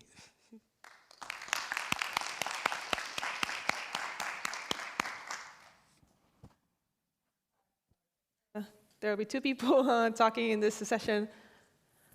And here's me. Good afternoon, everybody. Did you guys enjoy lunch? For those who came in the morning session and had lunch? All right, great, great, great. I also just finished up this little Italy sandwich, just like shoving it in like 10 minutes, and I'm coming back here. I know it's a bit of too much text. I just copied the first slide of my design portfolio, actually, as my introduction. Yeah, I am a senior UX designer at Vodafone Ziggo at the moment, but a lot of people call me in a different title, so I am being called as design researcher or experience designer. Some people call me UX architect or CX architect. Service designer is another title that I'm being called. I personally really like this one, design evangelist. I love talking about design a lot. And also I do a bit of a digital transformation indeed in a corporate environment, so some people call me as a transformation coach. But you see a lot of job titles or roles relevant for the design, but I don't have a design degree. I started from scratch. I jokingly say design dog. That's how I learned about the user experience design or customer experience design. I sometimes call it jokingly ghetto design as well, because I picked a lot of knowledge up from the streets, from the field, learning it myself, doing it myself. Well, this session is about steering the path, right? I was thinking, okay, so what kind of a story that I could tell, message I could address. I was just wondering, like, what am I going to do with it? Just searching on the dictionaries to start with as, what does steering mean? I mean, you might not be able to read it very clearly, but it says in the number 1 definition of the verb, it says to control the course of. Anything that resonates with that controlling the course? And has anybody, let's say, tried to steer from one career trajectory to another? Raise your hand. I see a few ladies, great. Or even like changing the study program. Has anybody tried to like change from one study to another or want to? That's also a good one. There you go. So yeah, steering is about controlling the course. Today, I am not gonna give full-blown TED Talk, to be honest, because I don't think I'm eligible for it either. But these are the two parts that I'm gonna focus on when it comes to steering your own path. It's about controlling, and it's about course. Well, a bit of a emoji nightmare here, because I think I sent in a more Mac version, and I guess it's not going so well. But to start with, I am from South Korea, but I thought, like, okay, I'm going to be super ambitious, diplomat. That's basically injected by my grandpa, because in a lot of Asian households, it's either doctor, lawyer, or engineer to become successful. So my grandpa really injected this, oh, you're going to be a great lawyer, working in an international law firm, la, la, la, la. So I was brainwashed, basically, to go to school in the States. Like, it's not just a type of a school, but college preparatory boarding school, so to speak, to send bright kids to Ivy League. So I was like, oh yeah, I'm also trained for this, let's go. I joined the high school there, having like 6 students per class, very debate-driven, and basically built to go to these like super nice schools abroad. But I didn't fall in love with international politics. I fell in love with art as a high school student. And it was a big fight going against the current with my parents, with my grandparents. But I eventually persuaded them so that I could be eligible for going to art school. And I actually got into a few programs with also a good amount of scholarship. Unfortunately, my dad passed away at the time, so family finance kind of went haywire, so I couldn't really go anywhere. So I came back home, KR, that's South Korea is where I came back. I was lost, honestly. I just managed to get into a decent business school bachelor's program, but I was lost. I was like, what am I going to do with my life? I was just like, I'm no longer going to be this artsy-fartsy guru at all. I can't be an architect or anything. So I was like, what am I going to do? And when you're lost, often you go on partying, drinking, and having a lot of fun. And actually, that triggered me to the point where I put into this whole partying into a career. So I went to a lot of the socialite, different parties and festivals and events, and one of them said, hey, what about just doing a part-time job at the ER booth? Because a lot of foreigners also come here in festivals in Seoul, so you speak good English, you could just stay at the ER booth for just like a part-time, just like a temporary, but you will get free festival tickets. I was like, yes, this sounds like a great opportunity, let's go. And on the same day, the girl who was supposed to work at the backstage of the very first Ultra Music Festival happening in Seoul, South Korea, she punked. So they said, oh yeah, anybody who speaks English and who could kind of deal with this backstage work. I had no idea about the backstage operation. I did high school drama lighting and a bit of a makeup. So I was like, maybe I have a backstage experience. I just raised my hands. And ever since then, that became the starting of the grand party, events, festival, entertainment career that I had in Korea for 5 years and onward. So I work with, indeed, Ultra Music Festival. I work with peers from Tomorrowland, I think ID&T they call it, and as a company. I work with the biggest entertainment company in South Korea, also one of the biggest in Asia. It's called SM Entertainment. For those of you who are a fan of K-pop, might have heard of it, might not. So yeah, I also did not only just a few backstage work. It started indeed as a backstage translator. My role grew into logistics assistant, social media manager, and later on became a program manager of this one, the pink poster, of 40,000 audiences, and basically getting all the lineups, also contacting them myself of all these different agencies. So it was really cool to work with. Yeah, a lot of Dutch DJs, actually. I think 2/3 of the DJs are also from the Netherlands, so that's also an easy job in a way here. Yeah, so I hung out with a lot of people, had a great time with my life. Basically, it's like, yeah, I'm enjoying all these nice parties and the backstage live while I'm getting paid. So that was cool, but also that wore me out at the end of the day. I was like, well, this also no longer really serves the purpose. I felt lost again, going for another soul searching, and this time a little bit more seriously. And actually I was like, well, if this entertainment career program manager is not serving me anything, I want to also do something new from scratch. I think I was 27 at the time.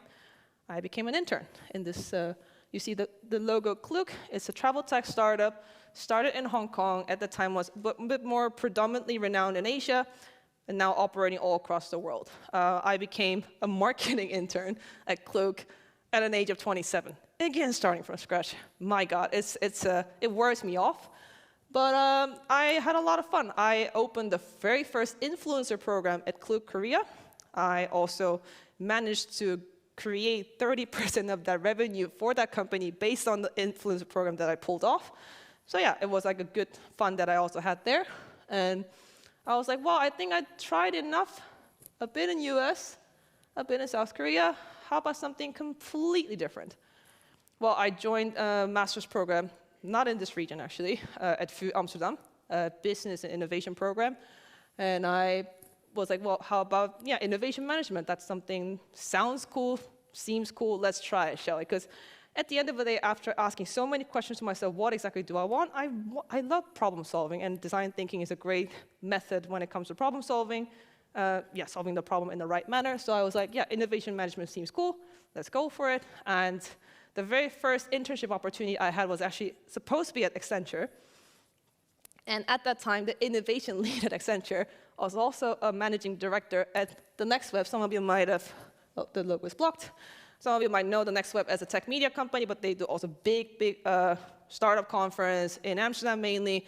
And I was a startup scout for 6 months, not only just doing the, let's say, innovation startup boot camp with Deloitte or other regional companies here, but actually with my own country, K-Startup Grand Challenge, which is a governmental incubator program that actually, if any of you owns a startup or are interested in a startup, also apply for this great opportunity if you want to expand your business in Asia and broader.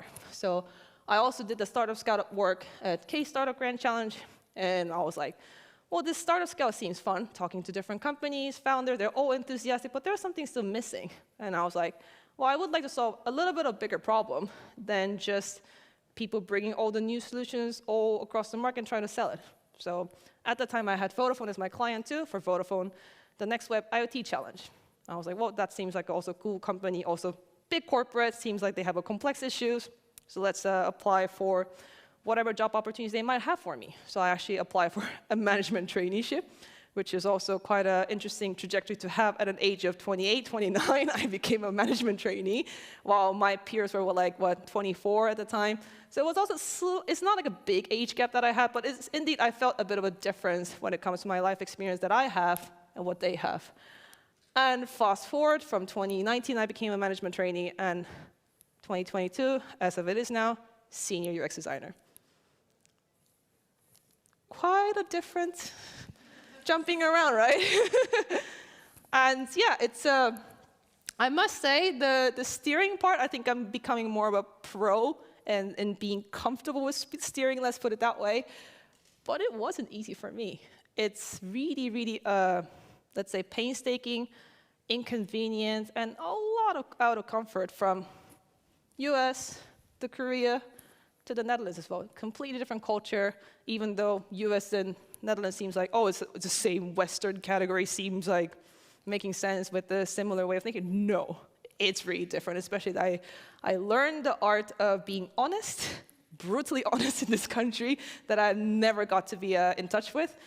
In US, I learned how to be a hustler, an entrepreneur, the gold mine, gold rush type of let's go and do it, try it, shall we, spirit. And in Korea, where I grew up, funny how I learned how to balance between these two, because in Korea, what you do in all time is like trying to balance multiple people's opinions and trying to make it more harmonious. So I guess that all pulled off.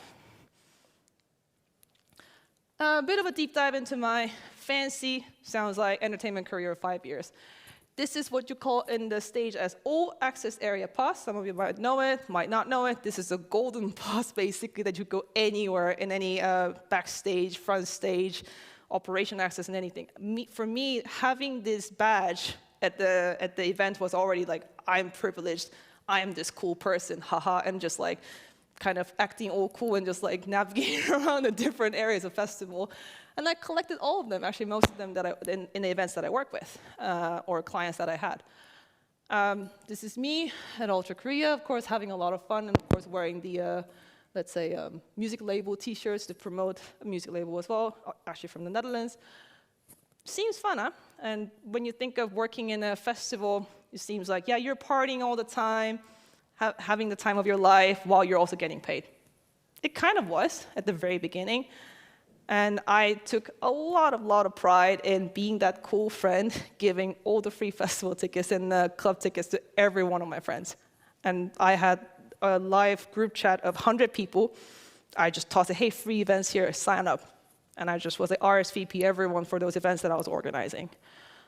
I also proudly pulled this off while being a full-year scholarship student during my bachelor's program. Because, yeah, I had issues with my family finance, so I had to sponsor all the study costs myself. And this also supplemented a bit, but I also was able to get all these A+s and while I'm pulling off my party career, which is surface level seems cool. What else did I do? Oh, yeah, as you can see, working with big-name artists like Snoop Dogg, it was such a cool experience, like Mariah Carey, Hardwell, Martin Garrix, Marshmello, like if you might have heard of their names on Spotify, but actually meeting them and the whole management team in person was really cool. Something to brag about. Every party conversation starter or any kind of a, yeah, soft talk starter is always a good topic to bring up. I really felt miserable though, at one point. I was like, I'm not really having a lot of fun, but it's okay, because I'm that cool person, haha. I will still keep my privilege, putting my friends on board with different events. Wait, why is that manager being so annoying to me with all these big amount of projects while he pays me this amount of money? I really didn't get paid a lot, to be honest. I also started getting annoyed with all these interns and partnership managers and the sponsors who are trying to, yeah, get a lot of time. I was working, I don't know, 70 hours a week, almost, because it's also weekend work, so your whole weekend is gone. And a week that you still have to prepare for events, you basically have no break. So at the beginning, I thought, like, oh, I'm having fun 24/7. But it turned out I was working 24/7, which is also not that fun. But it took me a very, very long time to accept that I was not liking this at all. And I still remember in like a week before this big event of 40,000 people that I just talked about, I was at the bus at 11 p.m. coming from home, being smashed by all the sponsorship managers. Where's your live streaming view? What's the ROI for this? And the ticket sales, is it going well? All these questions are still popping up in my chat at like 11 o'clock at night, right? And I'm in the bus shoving a little sushi roll that they sell in the convenience store. And I was like bawling, like crying in tears. I was like, you know, I'm just not gonna do this anymore. And that's the first step, accepting it. Accept that you hate it, and even though it seems cool, everybody seems to be so like, wow, you pulled all that off, super nice, but you have to let go if you don't like it. And it's your ego often telling you, saying, yeah, but you still could do this, you could still could that, you're still that cool person, like party, fanatic, like you could try all these things and being, I don't know, the international music label, whatever. But it doesn't serve me anymore. So what I did was, instead of holding on to my ego, feeding my ego to the point where ego will eat me up, I decided to just take control of what I can control, which was me. I just accepted it. It's just no longer working for me. This is actually one of the Iranian sayings that my manager forwarded me at one point of time, my current manager. It says, yesterday I was clever, so I wanted to change the world. I had the same thing. I believed that I liked my job at that time. I blamed everyone. I hated everything around me and lashed all the anger and frustration to people that I was like, yeah, you're not doing well, or you're not living up to my expectations, but you're doing this and you're doing that. You're all doing wrong. But actually, I didn't like the job, and therefore I was unhappy. I was lashing out loud. So I became this wise person. I'm not wise at all, by the way. Just saying, today I'm wise, so I am changing myself. So I decided to change myself. And I dropped my 5 years of entertainment career and move on to, as a marketing intern from scratch at an age of 27, which was also really interesting. Changing the course, we talked about, remember the controlling the course, now letting go of the control that you cannot do with the outside world, controlling within yourself. And now you want to change the course, let's say, from one to another. Study program, job, I don't know, whatever, you like it or not. Change is super hard. It really is hard. You think about it, for instance, when I started my master's program again in the Netherlands, it was 2 years study break and master's program. Oh, wow, I have to get my reading habit again, going to lectures, talking to professors. Seems like it's such an easy task when you're in that rhythm to talk to people, but especially with master's students at an age of 21, they're super smart, they're still in the study trajectory, while I had a huge break, and I'm trying to get back on track. It was hard to build that study habit again, reading habit again, networking, also in a foreign country that I have barely know anyone. But had to do it because I had to change to build another trajectory that I wanted to go from scratch. You might have this moment where, 5 more minutes, right? You have this grand New Year's resolution that you probably might have made at the beginning of January, I don't know, February. If you're celebrating Chinese New Year like me, then I'll do it in February instead of January. But you kind of get back to this old habit or rhythm because change is hard. And as you can see in this picture, who wants change? Who wants to steer a career path from one to another? I don't know, from engineering to data science? Sure. Changing by wars is easy. Who wants to change? Actually changing your habit, learning new knowledge, networking, searching for a different job. Less people will raise their hands. And also, it's a lot of sleepless nights, also combined with not just a hard work that you have to put in, but it's also a lot of worrying moments and all the agonies and all the, could I do it? Would I be able to make it? You think, and the whole little demon becomes a big demon in your head and trying to eat you up. But you have to change at a certain point, but it's also you having that speed that you have a control on to change. You need to set your own unit of change. It could be, I don't know, reading a page or 2 per day instead of a whole thesis or papers that you have to 30 pages you need to read. But you have to start somewhere. And it's also, it's super tempting in this kind of a nice weather. Your friends are calling, hey, let's have a drink, while you have that paper waiting that you set as a kind of a pivotal thing to finish, to steer from where you are to where you want to be. Sometimes you have to say no and stick with this. It's super tempting to go outside in a nice weather, but have to stick with this. Another thing I want to talk about is, I'm not sure, is everybody familiar with the sunk cost fallacy? I guess people are nodding, so that's good. It's about time investment, right? And then you get to be attached not to what you do and the value that serves you at the time, but just the amount of hours you spend. Oh, I live like this. My mom asked me to do this. I've been living like this for whole life. I live in the same town. Sure, go ahead. But if you want to change, you have to acknowledge that you have this sunk cost that will no longer serve you and move on. Because it's how do I say, how do I wrap my head around this? So let's say the more you hold on to your ego or attached hours of days or weeks or years that you spend on something, you are losing that second, minute, hour, days, whatever, for happy future self of you. Because you're so attached to what you have as achieved till now, even though you're not happy with it. So you have to, let go of your sunk cost and move on. And it's super scary. And then you feel like, oh, I wasted my whole half of my life or whatever years on something, and it no longer works. But the more you feel sad about it, to the point where, let's say you could feel sad about it. I also felt like devastated when my entertainment career didn't pull off at the end of the day. But by me accepting that, it's sad, but I'll start something new, and it will be okay. And that's the point where you move on, and then make another fitting trajectory towards yourself. They will have so many, let's say, inspirational figures in real life. I don't know, Bill Gates, and we also had a Steve Jobs during the video session, or I don't know, who's more of an admirable design leader, John Maeda. But for me, I really like this girl. I'm sure everybody knows about Frozen, especially some of you have kids, and of course they love the whole Frozen movies, of course. In the movie, the whole song is about letting it go, right? And letting it go, it really frees Elsa in that moment. She becomes her true self form.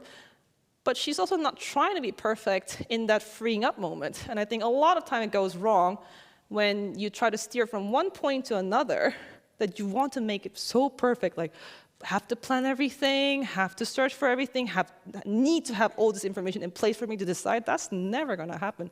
And also, if you're really lucky, if your world of your community, parents, friends, work in favor of you or say, that sounds good, that's already a big blessing, because so many things could work against you as well.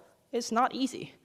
But if you let go of a perfectionism and accept the fact that things might go wrong, but still I'll try, and let it all go, just like Elsa. That's, I would say, the biggest, let's say, momentum to steer from one point to another, and however you would like. Final remarks, I am not a Forbes 30 under 30. I'm just a normal person like all the people in the world. I don't have an engineering degree, data science degree, or design degree even. I have indeed master's program in business and innovation.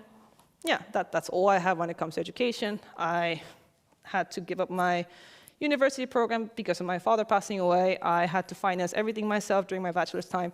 There could be many setbacks, but here I am now sharing my stories to all of you, and I hope you could think it as, if she could do it, I could do it too.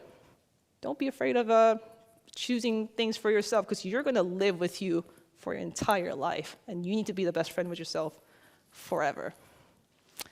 That's what I want to say. Thank you.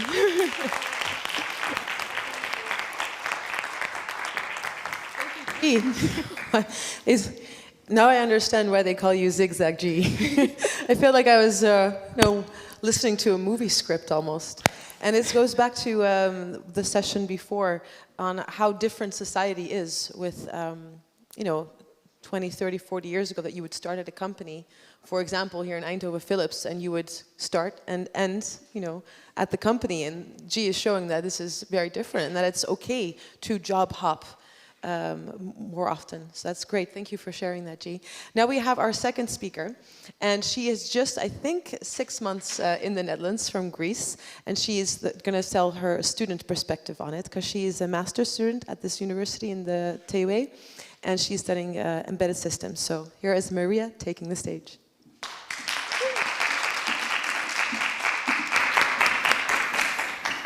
Hi everybody. Thank you, Lara. Well, it's my first time presenting in front of real people, so, and not just screens. So, yeah, I'm breaking. Yeah, thank you. I'm breaking the leg, and hopefully only metaphorically today. So, and yep.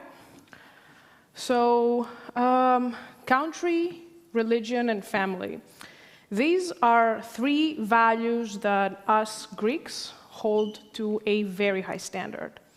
We familiarize ourselves with them from a very young age, and they do follow us for almost the rest of our lives, I'd say, and in that order.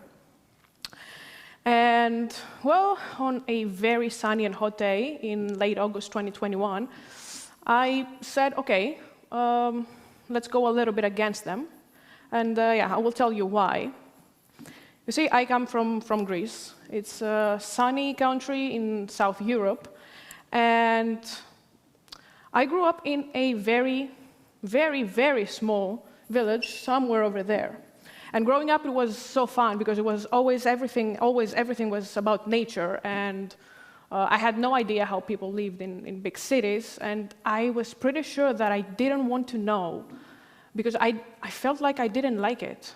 I had so much fun playing outside in nature, and I was in love with mountains and everything, so you can imagine that every time I see a small hill here in the Netherlands, I'm like, oh my God. But I also knew that I didn't want to spend the rest of my life there, because there was actually nothing there for me to do. And don't get me wrong, I do love my hometown, but everybody knows everybody, and well, everybody knew everybody's business. But yeah, there weren't many opportunities for me there. So when I graduated high school, I traveled to Crete and to the beautiful city of Chania, where I spent 6 amazing years. I met so many people, and I made some very good friends, and I studied electrical and computer engineering, which was, I would say, something very interesting, a very interesting experience. I was very passionate about it. I liked it a lot. And even though it was, hard and demanding, it was very fun because it gave me a very realistic idea of how the world around me moves and how everything and everybody is connected. And, well, yeah, it was, I gotta say, hard and demanding as well, but I did manage to get through it with my mental health almost intact, so that's good for me. But then pandemic came, and COVID, and Greece went into a very harsh lockdown, so I figured it would be better for me to not spend a lockdown in a very small apartment and just go back with my parents, to my parents' house, and continue my studies from there, because I had already finished my courses, and I only had my thesis, and it was research-oriented, so it was easy. And, well, that is what I did. And I spent 9 months with my parents. And, well, on April 2021, I graduated from the university. And meanwhile, I already had sent my application to the TUE to do a master's there. I was very interested in the program that they had, embedded systems, the courses seemed interesting.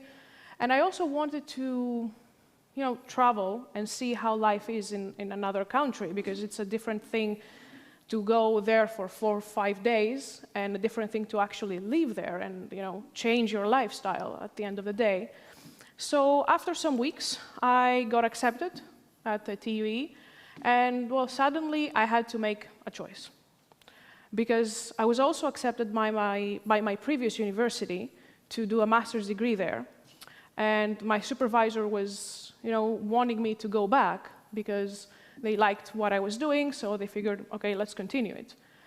And I had to make a choice very quickly, which I don't like. Every time I go buy some clothes, let's say, I would just see something that I like, but I won't buy it. I would just go home and think about it for I don't know how many days. Do I really like it? And then I would just go and buy it, or I won't. So I had like very few days to just make a choice, like what do I want to do?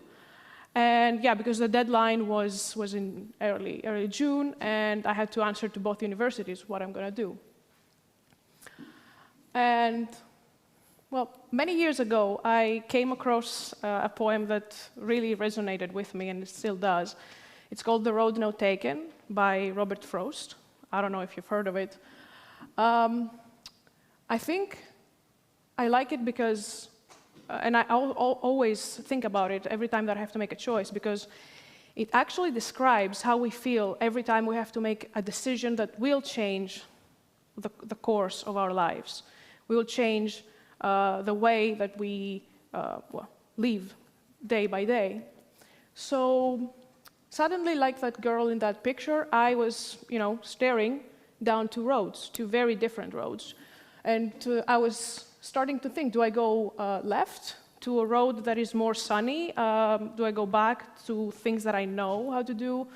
It's a little bit easier, it's not so scary, and you feel a bit more secure and safe. Or do I go right towards the forest, a road that I don't actually know what's waiting for me there? It's a little bit uncertain, and I'm not so sure about it.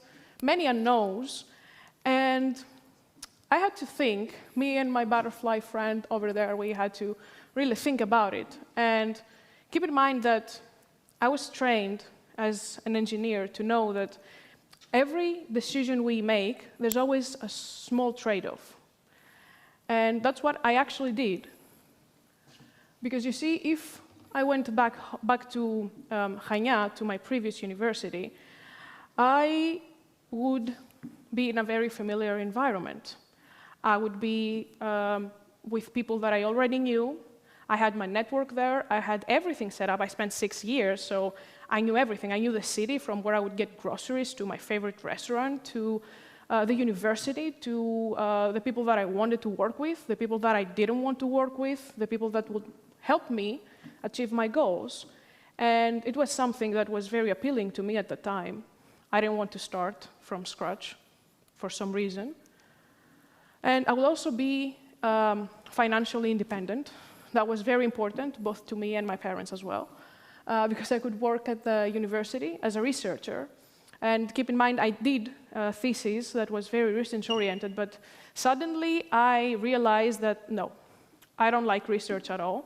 I don't want to do any more research. I want to work in the industry. I want to be more practical. I want to put into practice the things that I have already learned. And also, I would be close to my family if I went back to Hanya, if I stayed in Greece. And I told you before about the 3 values that we have in Greece, and the third one is the most important one to me. And it always was, ever since I was a very young child, because I think since my family is a little bit small, we're always close to each other, and I always had this feeling of safety and security. And I'm still in touch with a lot of them, like parents, grandparents, everybody. And being close to them gave me this feeling of safety and serenity that, yeah, okay, nothing's gonna go wrong. I had just spent 9 months with my parents, and I just realized how much I missed it, and how much I missed, the security that we have when we are with loved ones. And also, my brother was at the same city as me, so yeah, I knew that my parents would be very relieved to know that we could take care of each other, and instead of me going back to a place that I knew nobody and my parents couldn't easily reach me. So the last one, the most important one for me, nothing has to change, because I didn't like change. I think nobody does at the end. I'm a person of routine, so much routine, it sometimes gets boring. I just want things to be in a very specific way every day, and I'm much more productive that way. I don't want to have surprises. I want everything to be planned. And yeah, we've heard before from Lis Lothras to start small, don't plan everything. Well, I had to plan every little detail for the next, I don't know, 5, 10 years, and if something went wrong, I would just flip and say, okay, yeah, this is not working. So I have to replan it and plan it again and plan again. And me staying in the same place didn't need a lot of planning, because yeah, nothing would change, everything would be the same. On the other hand, the program was not what I wanted. The masters that they offered me back home, it was not that much interesting. And also, well, my friends have moved away. Some of them graduated before me, some of them graduated after me. And well, I would be a little bit alone, so to say. And I was also unsure about my career plans because, well, let's face it, there aren't many opportunities in Greece for people who wanted to do what I wanted to do. And I wasn't sure that doing this specific master would help me propel my career to the way that I wanted to do it. But the most important one of all was that, nothing will change. I wouldn't be going forward, I wouldn't be going backward, I would just be staying still. I was feeling like I had just taken a 9-month break and I was just coming back to the same city, to the same people, the same energy, doing the same things with the same environment. And I suddenly realized that I needed to change something because I was getting bored for the first time in my life doing the same thing. I was getting bored. And so I spoke with my parents a lot, and they were concerned. They weren't used to having a lot of kids. Yeah, in my family, we're not very used to sending people away that far. So we chatted a lot, and they were very supportive, I'd say. And I told them that, you know what, I want to do it. So yeah, in August 2021, I packed 2 suitcases with so much olive oil inside them, and I just came to the Netherlands. And I have been living here for the past 6 months. And I'm actually glad that I did it because it led to me being here today. And me being here today was a very good opportunity for me to reflect and evaluate the choice that I made. Because not only the field of study, the studying that I'm doing right now is much more interesting, and it's very practical, and it's industry-oriented, and gives me so much information about things that I wasn't sure that I knew. But also, I live in a new country. Every day I had to adjust to a new way of living. And every day I meet so many new people. I didn't become an extrovert all of a sudden. I just met one, and she's introducing me to a lot of people. And well, of course, I come in touch with so many cultures and different ideas because, since I'm meeting a lot of people, I learn as well about their countries, their cultures. I learn about their beliefs. And it's so interesting for me to learn about things that I didn't know, and also getting exposed to ideas, getting exposed to ideas that inspire you or ideas that are, innovative so much. It makes me want to be innovative, and it makes me want to change a lot of things that I was doing and the ways that I was doing them.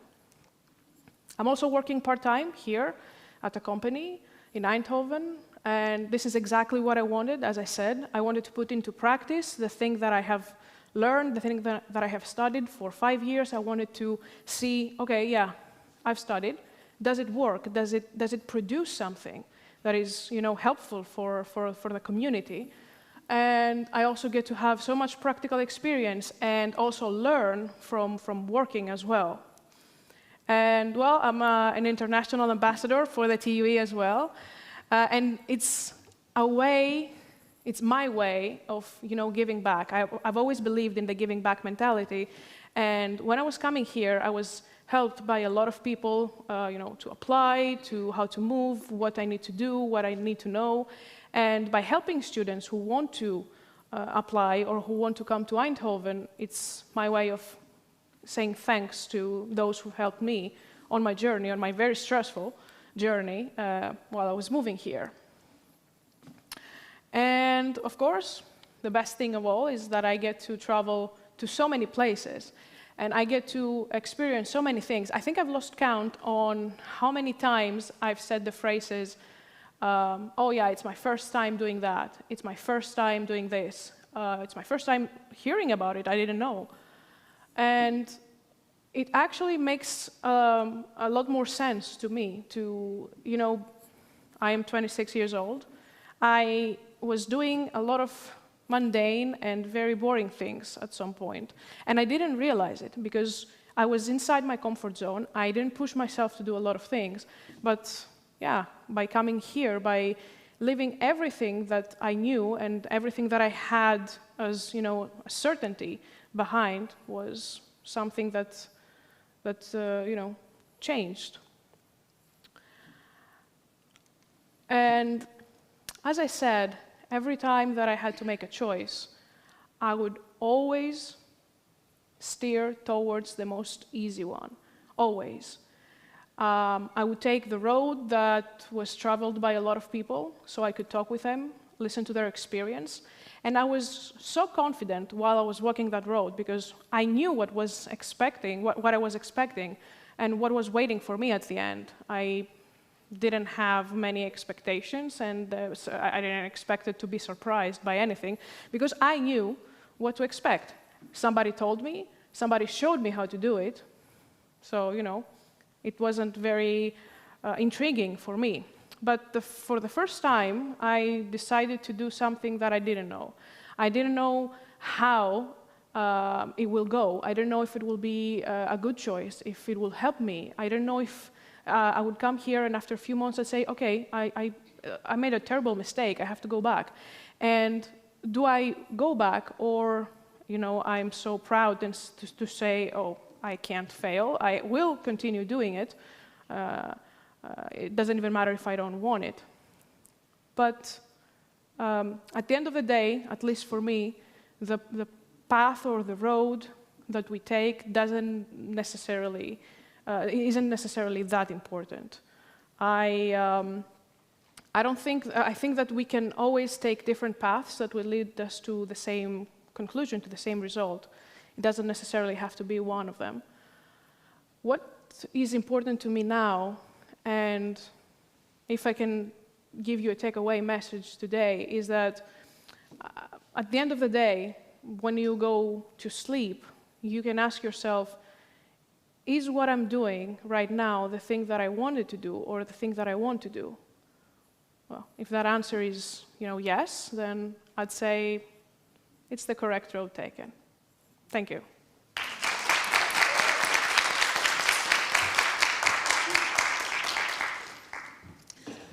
Thank you, Maria. Amazing stories. Yeah. And we're going to do the Q&A. So if you guys can either take a seat or keep standing, whatever you guys like. Standing, yeah. You like to keep standing? Yeah, do I stand here? Yeah. Also for the people online, you can ask your questions here. I don't see any new ones coming in. I'll try to stand, I guess, yeah. I'll stand in front. I'm going to take this opportunity because I like that both of you are by nature risk takers for leaving your own country and being here. Mm-hmm. And for myself, for those of you that don't know me, I grew up in the Middle East, so my parents are Dutch, and they moved to the Middle East when I was just a few months old.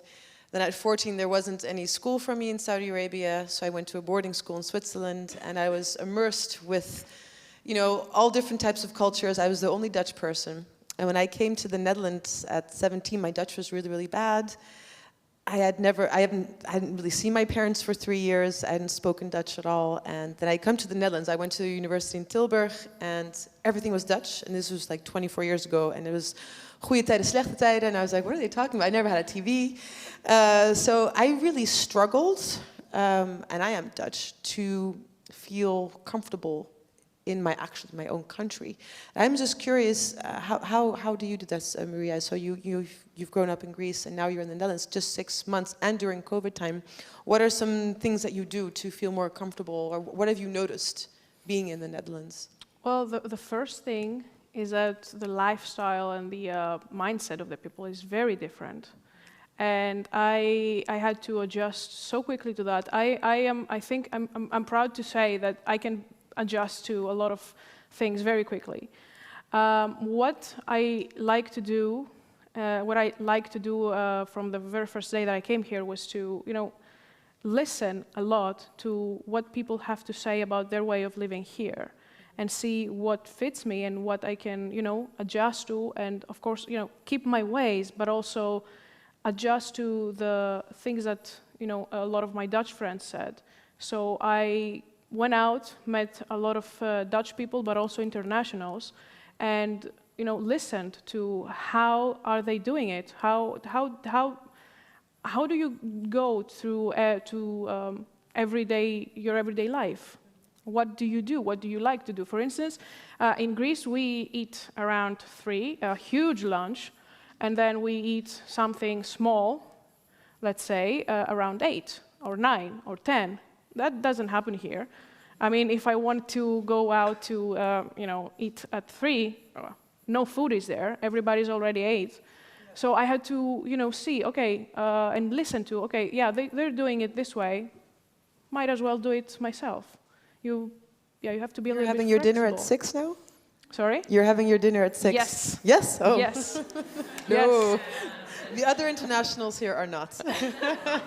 Well, I had to. What do you like most about, and how important is it for you as somebody, coming from a different country, to feel at home in the Netherlands, but also there's people watching from a lot of different countries. So if you would go to another country, how important is it for you to feel like you belong to either the country or the region and the cultures? Yeah, I'd say it's important. It was very weird. I never felt home while I was doing my bachelor's. I never felt that, even though it was a very beautiful city, very beautiful people, I never felt like I belonged there. Something instantaneously happened when I came here. It's just like it clicked. I felt at home very easily, and I think it's important to me to feel, that I belong in the community as well. You mentioned you have a lot of Dutch friends. Yeah, I do. I try to. Yeah. Dus we kunnen ook in het Nederlands praten. No. Nee, okay. No. I took Dutch for the first quartile, and even though I did learn some things that I completely forgot about now, I didn't have enough time to follow it. So hopefully next year. Start practicing, yeah. Yeah, it's so very hopefully important. next year, yeah. Thank you very much. What about you, T? What are the highlights for you as a risk? You are a risk taker, definitely. And how long have you been in the Netherlands so far? This will be my 5th year, actually. I came here in September 2017, so I could speak like super basic stuff. And whenever I speak those super basic stuff in like a really perfect way, of course, Casa all the time, people are like, blah, blah, I'm like, oh shoot, and I kind of got like, sorry, and I just stopped there, but I think I figured my way. I think recently there was a lady asking for direction on the street, and I completely understood it, and I also said, did my utmost to that, like, pulled it off, so I'm personally proud. But also interesting enough, when I started as a commercial management trainee at Fe+male, I was assigned for customer operation. I guess this is not working. Oh yeah, so I started as a customer operations trainee at Fe+male, which is predominantly Dutch. All the workflow manual, because you're dealing with technicians going all across from all the way up north, all the way up down, all the way down south, to fix the network problems of the entire country, and they deal with the customers every day, and all the documents are in Dutch. For me, it took a lot of time with the Google Translator, but at one point I started that I could read Ziggo Klantenservice without translating, so I was like, that's also a bit of a win. So it's about like coping and let's say adjusting along the way. Yeah. And I know that there's a few international people in this audience here, and also perhaps online. Do you have any questions as well? Where is my cube thrower over there? Are there any questions in the audience about the 2 presentations that you've heard that you're wanting to ask? I don't see any hands. Oh, there's a hand. There she is. There you My question is to you. Yeah. Hi. Since you've been to the United States, South Korea, and you're finally in the Netherlands, do you finally feel like home, and do you think you will change to and move to another country in the recent future? There's something that you have, you take away from the country or even the city where you live in that short period of time. I think in the Netherlands I moved 3 times. This is my 3rd city living, and in Korea I don't know how many times I moved because of my parents. And in the US it's predominantly living in Connecticut, but I also stayed in touch with my relatives in New York City. So wherever I go, I try to carry a small bits and pieces of good things, but also sometimes bad things. And then when you bring that to your hometown, it gets really interesting. I became much more brutal when it comes to just saying things out loud, and my mom got really shocked about it. Well, you have to get used to it now, Mom, so that's what I said. But yeah, those things happen. Yeah. Do you recognize that yourself? Oh yeah, definitely. Tell Because us. I'm an international student, and when I go back to my country, I'm from Bulgaria. The way I behave, the things that I do are not really common there, and even my parents are like, "Oh, you changed." But you like that change as a person? Oh yeah, definitely. Yeah, I think that's the most important thing. If you started not liking it, and that's where you need to kind of recalibrate a little bit, steer. Yeah. Anybody else in the audience with a question? What I'm also wondering with you, G, is, oh yeah, thank you, Mas, if you can check. You mentioned that your grandfather really steered you into a certain direction, and he's going to say you've changed. Oh, yeah. But who was your role model in all of this zigzag path? Who was your main role model in all of this? Actually, funny how my dad's side grandpa was a huge person when it comes to, having this bit of a quintessential success when it comes to, again, the doctor, lawyer, engineer of an Asian family. My mom's side grandma, however, she's originally from North Korea. She was the first woman who went to university without any examination, apparently. So apparently she's really smart. And she pulled that off, and then she had to move from north to south during the wartime and start from scratch. And she became a school teacher, later became a headmaster, and run the whole school by herself as well, which was really inspiring. So I do have some good role models back home. My grandma, my mom's side grandma, also my mom as well. She was a account manager in insurance sales for 12 years, started from scratch again after raising 3 children, including me and my siblings. And she became the account manager when she was like, 38, 39, and she worked till 50, and she had a national sales record, so she did a lot of these keynotes. I was also inspired by her when it comes to having this opportunity to just speak and share your story. So yeah, I guess I'm really lucky with that part when it comes to my family. Yeah, it's a nice story. What about you, Maria, for role models? I would say ever since I was very young, I had, my mom has a brother who's also an engineer. He's a chemical engineer. And he left when he was very young to go study in the United Kingdom, and then he spent, I think, almost 30 years working in Nigeria. And I was always looking up to him because he was always someone who I found very interesting to talk to. He had all these cool stories to say, but also he had this view of life. I think it's, I say sometimes it's the engineer way, because I do believe that we have a little bit of a weird view in life sometimes. And I was always looking up to him. And could you elaborate on that? The what? Weird view. Oh, I actually can't, and I don't know why. You mentioned before that whenever you go back home, you do different things. For me, even though I was studying at the same country, when I went home, I did very different things. And I was constantly getting reminded by that from so many people that, you have changed so much. And you didn't move that far away, so what changed? And it took me a little bit of time to realize that the way that I was, the thing that I was studying, and the way that it was making me realize, getting realizations of the world, actually did change my viewpoint on so many things. And even though I was still in the same country, in the same culture, in the same, my life didn't change. I had changed because I had a different view of a lot of things by just studying engineering. So I think that's the closest elaboration that I can give. That's good. And then continuing with your uncle? And My uncle, he's also an engineer, and I've always found his mindset being so close to mine, and the way that he was thinking, he was very progressive and forward-thinking, and I always, saw him as an example, and I would say, I want to be like you. I don't want to study chemical engineering. I have no idea about chemistry, but I want to be like you. And I also don't want to, travel that much or work at or do the work that you did. But I do want to travel, and I do want to, experience these things that you say that you experience. So yeah, I do want to be like you, and I think it had a very important impact on my choices so far. Yeah, having this person in my close family circle. So you had that one person in your family that took this path, yes, different path than all of your family. Yes. Then question for both of you is, because I sometimes struggle with this, because I have the flip side. So I grew up in the Middle East, in Switzerland, then I went to the Netherlands at 17. I've been living here for a very long time. I've taken some leaps in my career as well, which are very different. But I kind of feel like I'm too much in my comfort zone, safety zone, and I've in the past wanted to have. I had a job in Doha, and I ended up not doing it because I didn't want to leave my parents in the Netherlands because they would miss me too much. But I'm thinking, yeah, it's for me it's difficult, even though I just have my parents. Like, how do I say I want to take a step and go abroad again, without feeling guilty?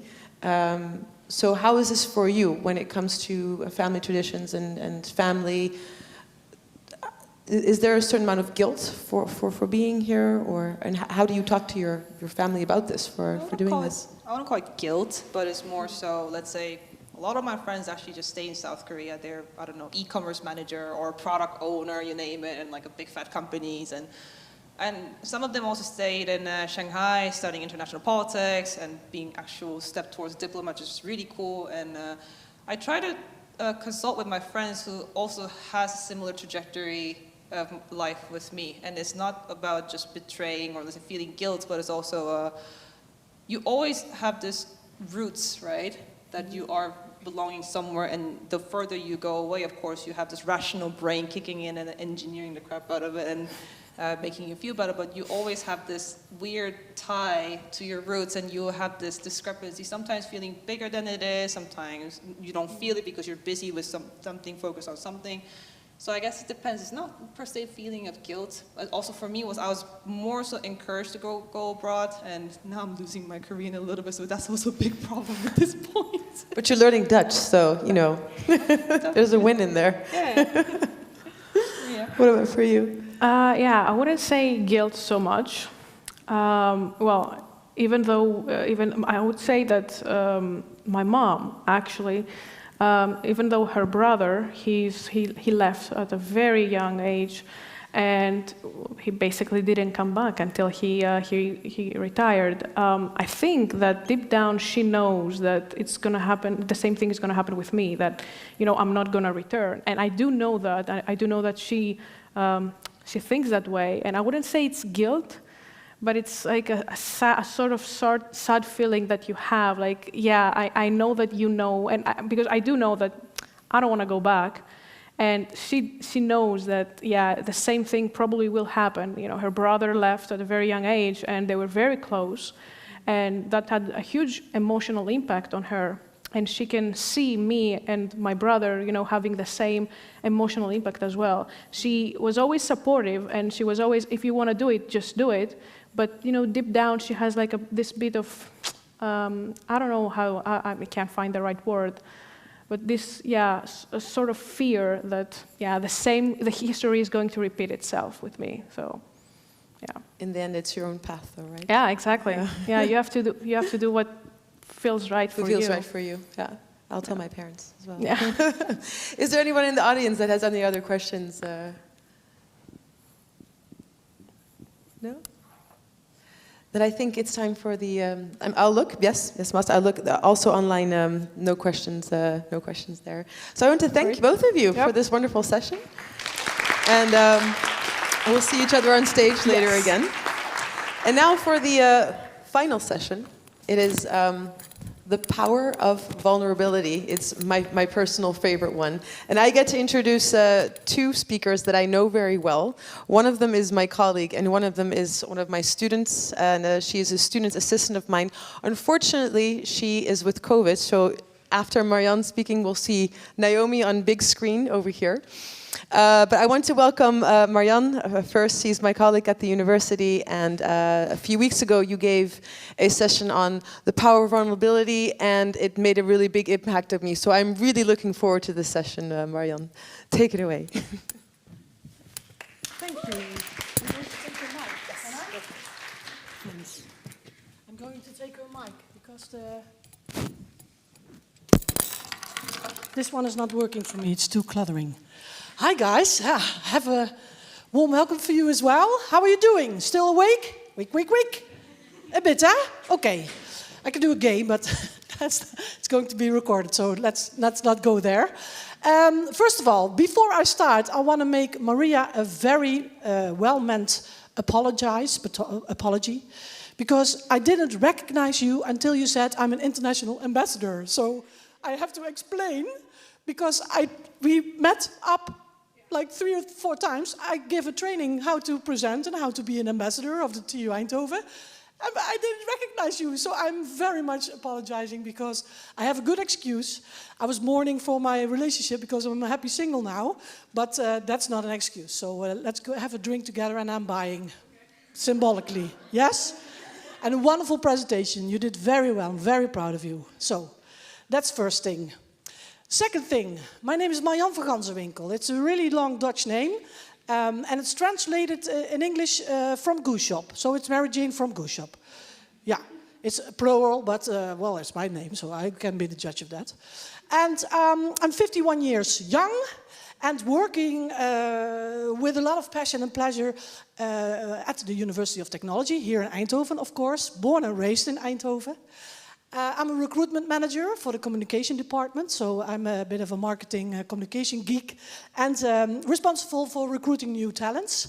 But to do so, I have never studied at the university, so I'm not an engineer. So I have a lot of ambassadors, like Maria and Massa also, that do the job for me. How smart is that? That's smart, huh? Very sustainable, and also they get really well paid, so it's a job during your study program, yay! So it's also very good. I'm an employer, so I give a recommendation as well on LinkedIn. So if you want to find them, please join me, and join me on LinkedIn as well. And I train them, so I'm also a communication and presentation trainer. So find me at LinkedIn, and I will generate a training, no problem. Prodeo, for free. Yeah, if you want to learn to present. Yeah, good. Let's do that. Let's see, recruitment manager trainer, already said it, and my biggest dream came true after 40 years, ladies and gentlemen. There she is. It's a Harley Davidson, guys. Yeah, it's my dream come true. When I was a young girl, I dreamt of, I don't know where it came from. My parents don't drive bikes. But I don't know, I was grasped by the sound and the freedom and the smells and out of nature and the power of yelling and sneezing and singing in your helmet and nobody can hear you. That's also very fun. And this is one of the most beautiful sounds. Perhaps, yeah, you can also hate it, but well, I don't care, because it's the most beautiful sound in the whole wide world. It's like a singing, she's singing. I'm a singer too, so like that. So I want to stay in front of the stopping light the whole day. Don't want to drive, just listen to her. Yeah, it's the psychology of the possibility of driving a bike. That's also very important, right? Okay, speaking of vulnerability, I think it's a really nice way to be authentic, be yourself, be scared, be vulnerable, be adventurous, be courageous, take a risk. Don't be certain about the outcome of taking that risk. Lis Lothras said it this morning. Don't be afraid to fail. Don't be afraid to be imperfect. Don't check all the boxes at the job alerts. Don't do that. Just take a leap. If you want to go for it, go for it. And people always will reward you for being vulnerable. That's not a risk at itself. That's what I learned in my previous jobs. Let me tell you. I used to be a teacher in high schools. I gave the objective elective social maatschappijleer. What do you call it in Dutch, in English? Social studies, right? Yeah, social studies, yeah.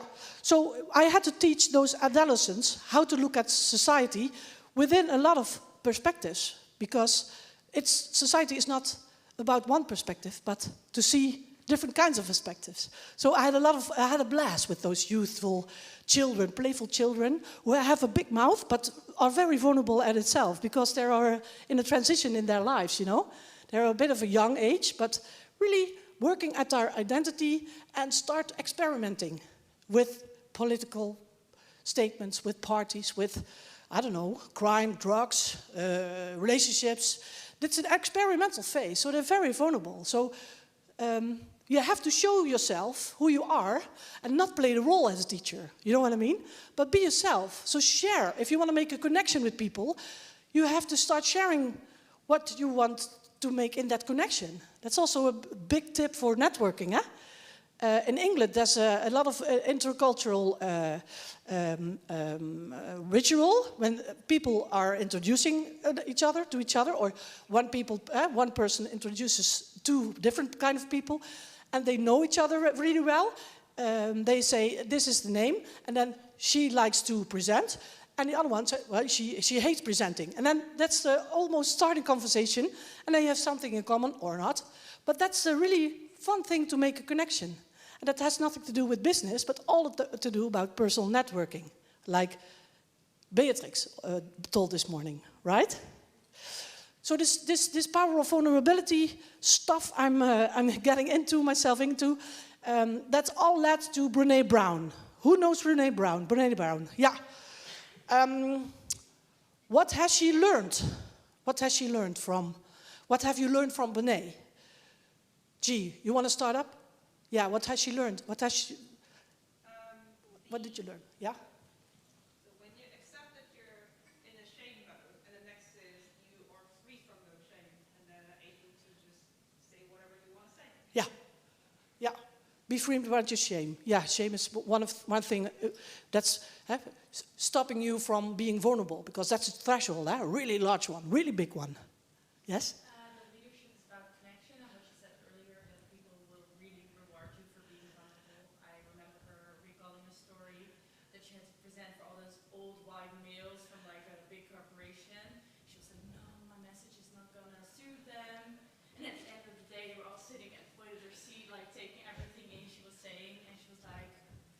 Thanks. That she did not adjust her message.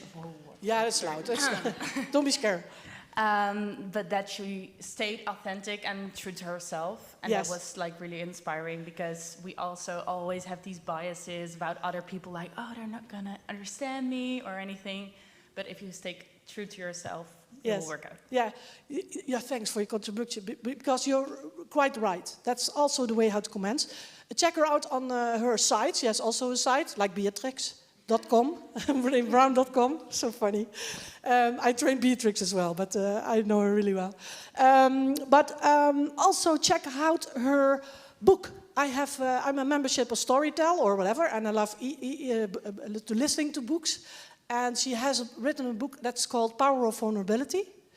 And that's a bit of a new school Bible for me, because that's woken me up after 2 years COVID and working, after speaking to 1,000 people through a lens this big on your laptop, you know. So I really miss this, because this is one of my key things to do, because it makes you feel alive. So people who are introverted, please try this, because it's going to change you for the rest of your life.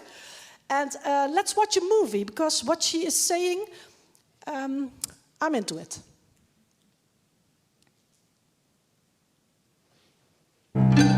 So I think the biggest myth about vulnerability is that it's weakness. I think a lot of people were raised to believe that. It was modeled, I think, certainly in our culture. We see that a lot, that to be vulnerable, to be open, to be exposed is to be weak. And the truth is, what I found in my research is that vulnerability is not weakness. In fact, I would argue that it's our greatest measure of courage. When we went out and asked people, what is vulnerability? We heard things like, Vulnerability is the first date after my divorce. Vulnerability is starting my own company. Vulnerability is taking responsibility for something that went wrong at work. Vulnerability is sitting with my wife who has stage 3 breast cancer and making plans for our young kids. Vulnerability is taking my business public. You know, the definition I use in my work of vulnerability is simply uncertainty, risk, and emotional exposure. Vulnerability is about the willingness to show up and to be seen even when there are no guarantees. And it's interesting to me, I mean, one of the things that I thought was really interesting, I gave a talk, it's probably a couple of years now, and it was being translated by people doing American Sign Language, and they came up before the talk started, and they said, are there any words that you're going to use a lot in your talk that we should know about that might be different? And I said, well, I use the word vulnerability a lot. And they kind of, there were two of them, they kind of looked at each other and they said, oh, we do this for vulnerability. And I said, what does that mean? And they said, it means weak in the knees. And I'm like, wow, that's not how I talk about vulnerability. And she said, well, there's only one other sign for vulnerability. And I said, what is it? And she said, and I said, oh, that's what I'm talking about. And so, to me, vulnerability is our most accurate measure of courage. I mean, it's pretty powerful when I have 13,000 pieces of data collected over 12 years that I cannot find a single incident or story of courage that was not completely underpinned by vulnerability. I think the problem arises that there's so many little paradoxes with vulnerability, and one of them is that vulnerability is courage in you, but weakness in me. When I leave, it's the first thing I look for in you, but it's the last thing I want to show you in me. And so I think to really put ourselves out there, knowing that if we do that enough, we're going to fail, I just don't think it gets more courageous than that. Anybody wants to react on this bit of movie already? It's empowering, right? Or not? It's a bit of a soothing kind of theory. So was I crazy that I used my intuition for generating this idea or a feedback session or generate out of the box kind of thinking brainstorm sessions? Those are situations where you can be vulnerable, and you should be, because otherwise there's no creation. So, fighting your fears, guys. Yeah, you can do that, but you don't have to do that 24/7, of course, because you can jump out and in your comfort zone. That's not, you can regard it as a hobby or an experiment. You don't have to do that 24/7. Like Maria also had a really healthy way and view of how not to choose always for the most common of the most easiest path, but also jump out of your comfort zone and tell you something on daily basis or weekly basis. When was the last time I did something for the first time? That's also one of my life mottos. I have 3 actually, but I will tell you the other 2 later on perhaps. So I started out. I had a big career with also a lot of zap, zip, zip, zip, like G, but also remained learning everything I had learned in the past and took it with me with the next job. But also was generated also some really, I don't know, stimulating work environments. And perhaps I started out as a video expert, editor, executive producer, director, at the communication of the text department. So, really boring, boring institute, you think, but they made a really wonderful educational show reels within the internal educational STEM as well. And I was learning a lot how to comment with freelancers, how to communicate, how to take point, how to be a project leader, how to get the right content in the right movies. And suddenly I thought, well, let's clear out the medium and go teach myself, so live, like here, or for a classroom. And then I started my second career because I had to do a second degree teacher diploma. I had to get it, because if you want to teach in high schools, you have to be certified.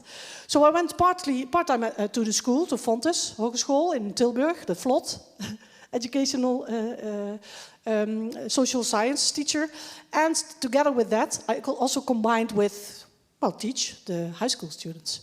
And there I got really in contact with the power of vulnerability, because when you give something to the classroom, there always comes something back. And you can thrive and feed upon the dynamics that's going on there. But there were a lot of students there, a lot of pupils, 250. I saw them each week, every week, day in, day out. And you can also go that far in lessons of 50 minutes. So I was slowly burning myself up, because I was too intense, too high energy. So one of the students, I will never forget it, came up to me and said, "Oh, you're such an amazing, inspirational teacher. I want to do the same as what you do. But I have one request." I say, "What's that? Could you be more quiet during the lessons, because I'm getting heart arrhythmia from you." So I gave too much energy. That's also a thing, eh? If you are willing, and the overdrive, if you work too hard. Because that's the meaning of generating each other with the classroom. You have to let the audience or the people work with them and with you, instead of just doing the job on your own. That's not the way educational system works in the Netherlands, or at the TUE for that matter. Yes? So then, oh, these are my babies. I don't have any children. That's a very conscious choice, I will tell you later. But this is my ambassadors team at the TU Eindhoven. So I started in 2007, and there were like 3 students who did the job during the open days, information days. Students who want to come and study at our university. They came and they told something about how it is to study at our university. And I built it out till, like they're not all there yet, 55 students. All of the departments are there. So from architecture to industrial design to mechanical engineering, electrical engineering, computer science, you name it. I have them in my heart and in my portfolio. And these are the future. This is a really nice way to work together. But I also teach them one thing. We have a goal. That's the right student at the white brace. I told you already. But do that authentically. So be yourself. When you go travel to the high schools, we give them a folder, a training, a PowerPoint presentation, a story. But they have to color it with their own experiences. So you have to give something, for yourself. What's in it for you, but also lay out the truth about the struggles you had. Mathematics, calculus, is a big thing at our university, eh? You know it, eh? So, yeah, well, the high school students are asking themselves, what am I going to do? How does it look? How does it feel? And what are you? Can you learn me something? And what about the mathematics I do now? Is that the same or not? So that's also a big part of my job, is to put the students in the right position, but also teach them how to be authentic and put them in the right spot, in the right power zone. Yeah? And then, so that's also about vulnerability, but then you can practice it, you can preach it, but what if authenticity and vulnerability is leading in your communication? That's when the whole story and the ballpark changes, because there's nowhere to hide anymore. And that's really exciting. That's the phase where I am now in my life. I'm 50, 51. And now it's time for me to help other people get real with experience I had with my dad. He passed away in 2019. He was 78 years old. And he had a bipolar disorder, manic depressive.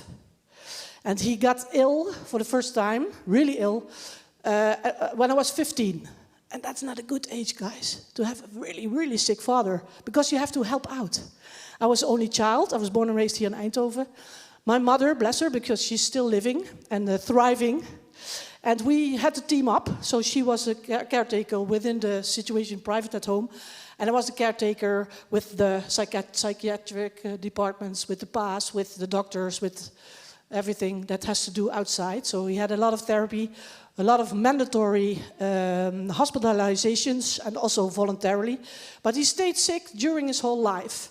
And it was a tough time, I can tell you. It was a really tough time. But we also had a blast together. What he was exactly the same as me.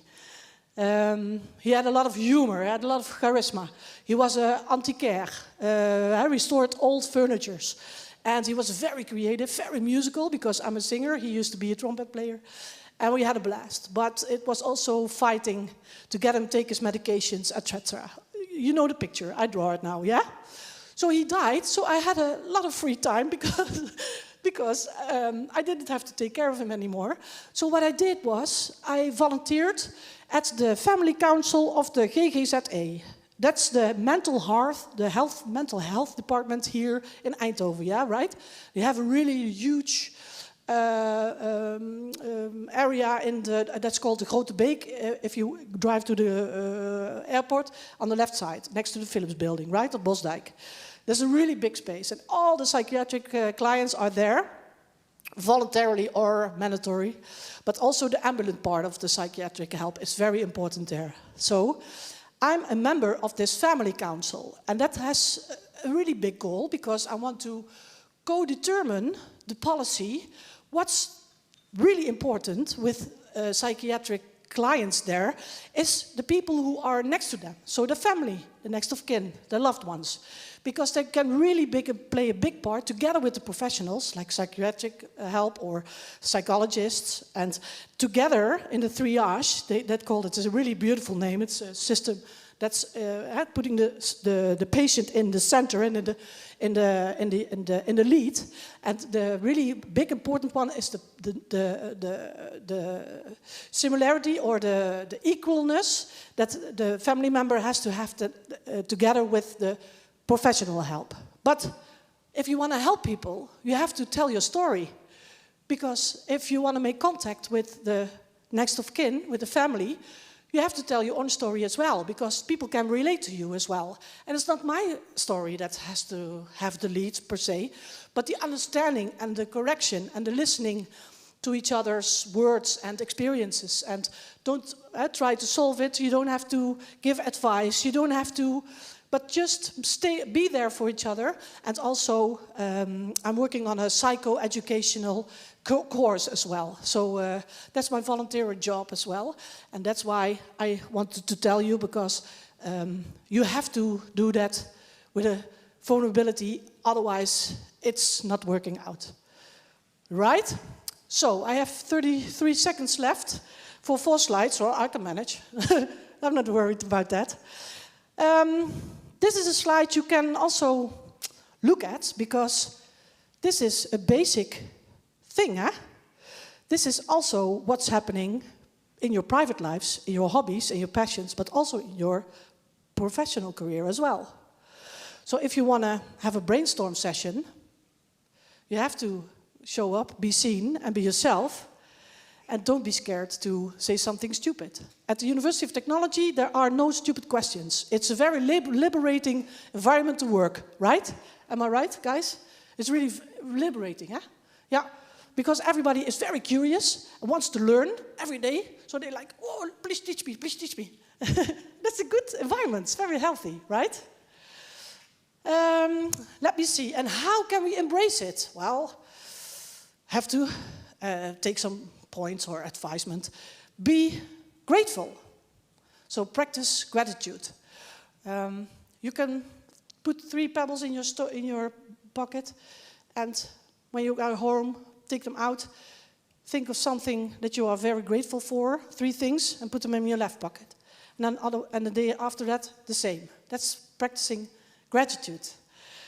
Enjoy the normal situations, relatives, having a cup of coffee or breakfast with your parents. That would be wonderful. Yeah, and it's still great. So enjoy your loved ones and the most common part or the normal or ordinary things you do in life. Even routine. I love my routines as well, Maria. So please continue. Yeah. Keep asking questions, guys. Curious is a very, very, very powerful fuel to undertake new adventures or to innovate or to get to know people better, or ask the 5 W's and H, you know, who, what, why, when, how. That's also, and you get a lot of things back. So I didn't know that. And then you can also start sharing, right? And ask also probably the stupid ones, but there are no stupid questions. So that's also good. And take a leap from time to time. That's really important. So this was the motto I was already repeating. And that's the second motto, because education is repeating, and repeating is education. Also right? So this is my conclusion for also 6. Well, Lis Lothras had 7, but these I just stole from Brené Brown. So it's better to steal properly than to make something up that doesn't work, right? So yeah, I understand them. I used to go there and didn't be brave, and well, nothing happened. So if you're not prepared to be seen and show up, yeah, well, nothing is going to be happening. So, do you have any questions regarding the 6 points? Or shall we do the Q&A now, Lara? Or Naomi's up to? Well, let me say this, guys. Lots of good luck. Lots of success to you. I'm available at LinkedIn, so if you have any questions regarding this topic or other topics, We still have a Q&A. please, yeah, stay like this, right? So if we see each other and you do this, I know that you were here today, right? Okay, thanks.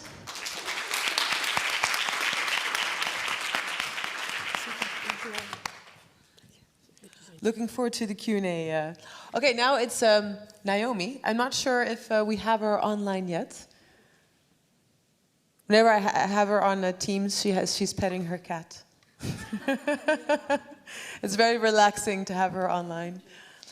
So we'll wait a little bit until she's here. Sorry, she's here. Oh, she's there. Ah, yeah. So we're not going to have her on the big screen, so we can have your slides. Can we hear you, Naomi? Yes. Can you hear me? Maybe a bit louder? Is that possible? For me to speak louder, or the volume, guys? I think this is good, right? Everybody can hear. Well, Naomi, thank you. I'm just going to introduce you shortly. So, Naomi, I think we go back. I just wanted to share this one because I remember the first email I ever received from Naomi. I think it was like 3 years ago. It was literally the best email I've ever received because I'm a student diversity officer. I wasn't back then, but 3 years ago. I work for the university, and Naomi sent an email to all the stakeholders of the university that are doing things regarding well-being. And she said, hey, we're doing so much at this university, but we don't know from each other what we're doing. And she just had the guts to go to all the managers and say, hey, let's get together and let's work together on well-being. And she actually started the Student Wellbeing Network. So I have had the pleasure of having Naomi as my student assistant and my favorite colleague for a few years now. And I can talk forever about Naomi, so we'll do that during Q&A, but I'm going to share the stage with you and take it away, Naomi. Good luck. Thanks, Laura, for the introduction. And also, thanks to all the speakers. I really enjoyed listening to you on the YouTube stream. But actually, my cat is here. He's taking a nap on my hand, so I will just wake him up. I'll show you. I'll show him to you guys. This is him. So I can only see myself, but I'm sure that you can also see me. I am sure everything is working. So my talk. I want to start by telling you I am a little bit nervous for the coming 20 minutes. And that is because I don't think my story is really super special. I'm afraid that it's not really worth listening to. And even though the event is actually currently going on, it still feels a little bit strange to have been asked for this. But I guess it's pretty normal to use yourself as a standard. So no one is extraordinary to themselves by definition. And you're probably wondering why I started with this and why I even accepted, if that's how I feel. Well, what convinced me is the people around me believing in me and telling me that they are inspired just by me. And I believe if we are more open about our thoughts and our feelings, we can understand what others are saying on a deeper level. And I hope that by giving this preface, you will be able to listen to my story on a deeper level as a result of me telling you why I'm nervous. So let's get into it. I have learned a lot over the past years, as all developing humans do. And some of these lessons really resonated with me and helped me with the challenges I encountered. And they will probably help me in the future challenges as well. Today I will tell you about a collection of experiences that led me to have a self-proclaimed open attitude and personality. And first I will tell you about my childhood and how my emotions and my vulnerability came to mean what they do to me. And then I will take you with me through my more recent lows and what I learned from that. There are a few lessons that I have learned that I would like to share with you, but first let me give you the context. Well, that is me. So my ex-boyfriend wrote me a letter for Valentine's Day a month ago, and one thing specifically stood out to me. He wrote that he is in awe by the passion that I seem to radiate, not for something in particular, but it still extends to everything in coming contact. Wow, that's quite something. How I experience this is in the way that things seem to affect me a little bit more than it does others. And it's sometimes burdensome to always feel big feelings.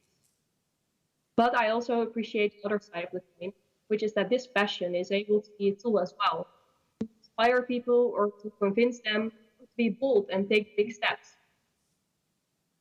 Passion, as I see it, is for a large part the decision to wear your emotions on your sleeve. And the decision to listen to others and to genuinely care.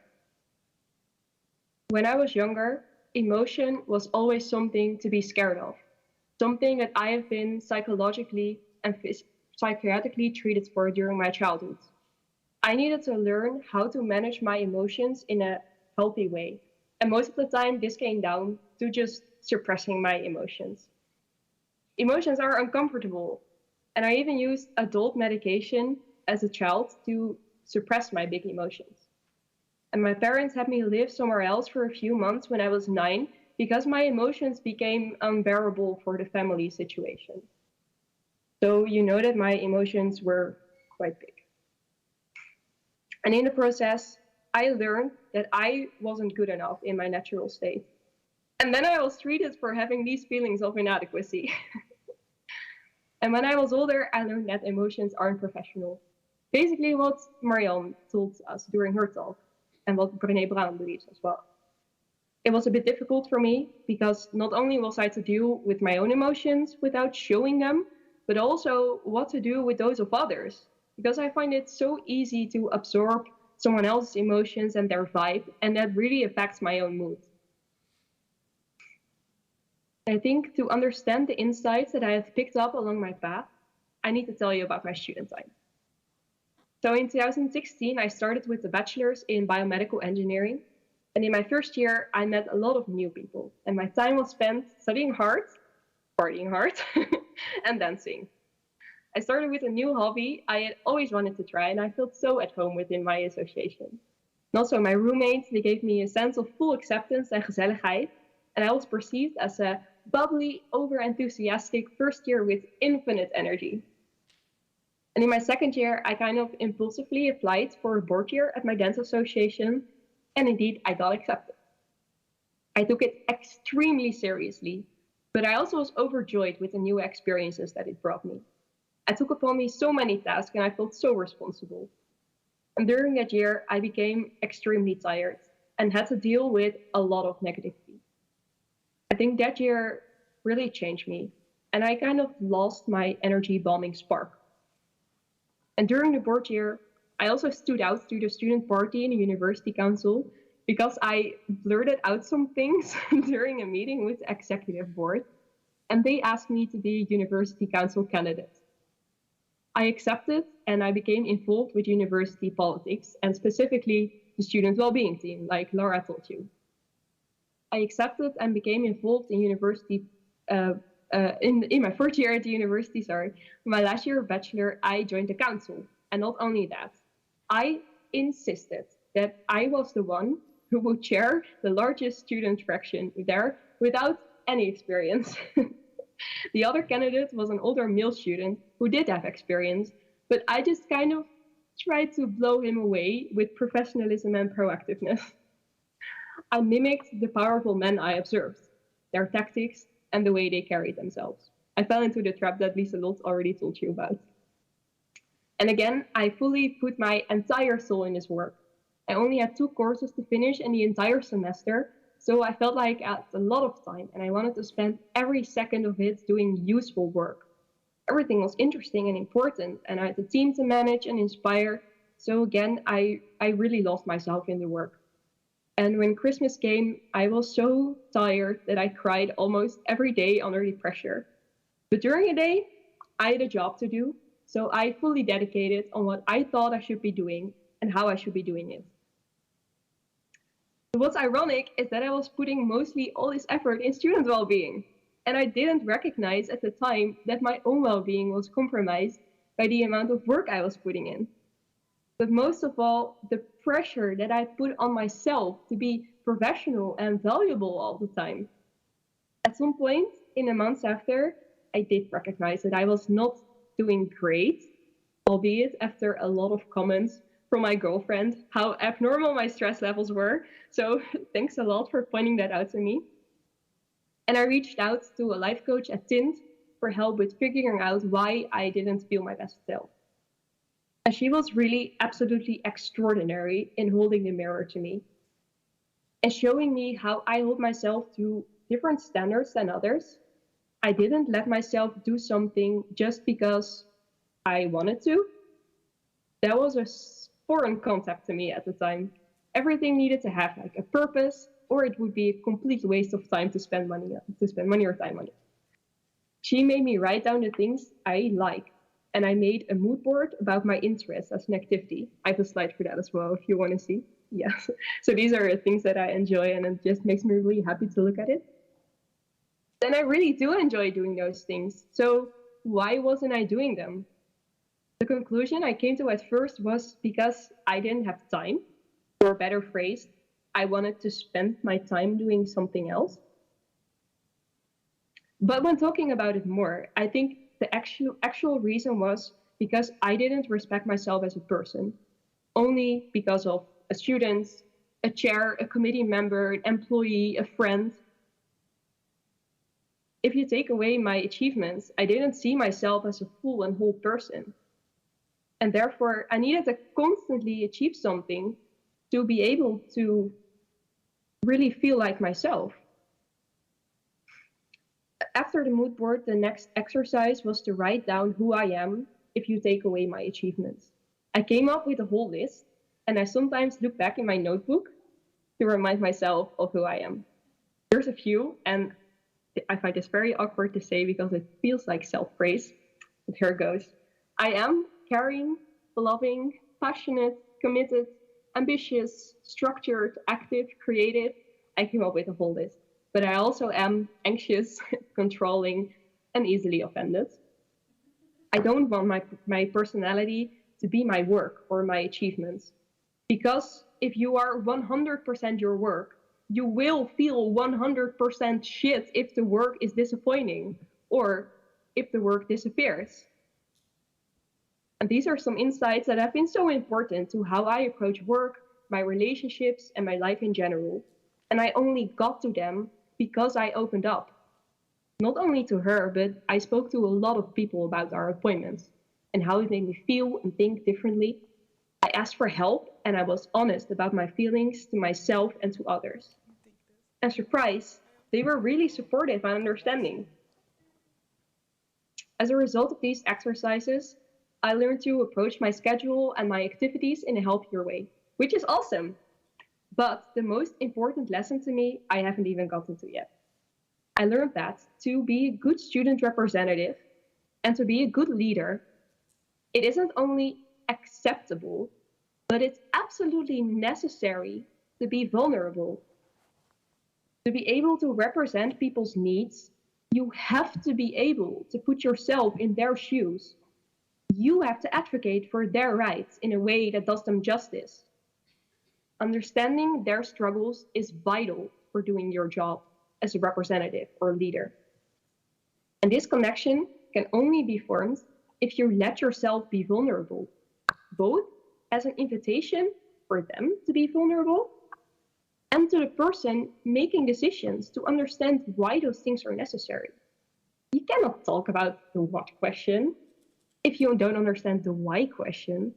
And the why question can only be answered by getting to those difficult underlying feelings together. And those what and why questions are from a theory called the Golden Circle theory. And if you don't know that, I encourage you to look it up. And I figured out that my humanity, empathy, and all-encompassing passion are my superpowers. And I will explain why. When showing how something affects you or how important it is to you, you can make people believe in something as well, or they will also be honest about their reasons. And people started working harder for me. I became honest about needing help, not having the time or energy to take up a task. I became honest about something being bullshit or unfair. I acted on my huge sense of justice. When something didn't quite feel right, I spoke up. I told people when what they said felt degrading, excluding, judgmental. And in the past, in a professional environment, I waited for exactly the right words or the right moment to come along, and sometimes these never came, and the degrading comments would go by unpunished. And now if something makes me angry, I act angry. And when it feels degrading, I let them know. And not in a, that kind of hurts my feelings, can you please play nice way, in a, that is degrading and not funny way. I did this already in my personal life, so why wasn't I doing it in my professional life? Understanding others and feeling their pain and injustice makes me a better representative and colleague. And helping them understand me makes it easier to find fitting solutions together. There are so many people who share my passion and my sense of justice. And not to think in boxes, but I believe this is women. Women end up working in positions where they can have a positive impact on society, be it childcare, healthcare, animal care, social work, sustainability, the list goes on. But what if you're a woman and you have a passion for something in a male-dominated field, such as engineering, or an executive position where you might be able to implement really big changes? There suddenly women are expected to be a different kind of professional. There, they suddenly shouldn't be the gender that is caring and vulnerable. There, they suddenly should be power women. And if that works for you, great, be that woman. But I personally don't know any women that are cold, for lack of a better word, in my personal life. And if you're like me and you act on passion and emotion, that expectation to be something can put so much pressure on you. And it can take away your superpower. I believe being authentic is professional. And being able to use your feelings is a superpower that not everyone has. And those who do, they should be encouraged to use it. Because that's what diversity is about, right?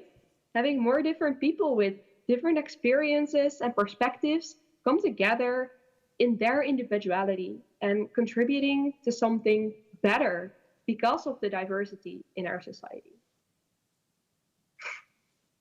And now, at the end of my student time, I am doing two things that I'm really proud of. I work as a student assistant for Lara, for well-being and social safety.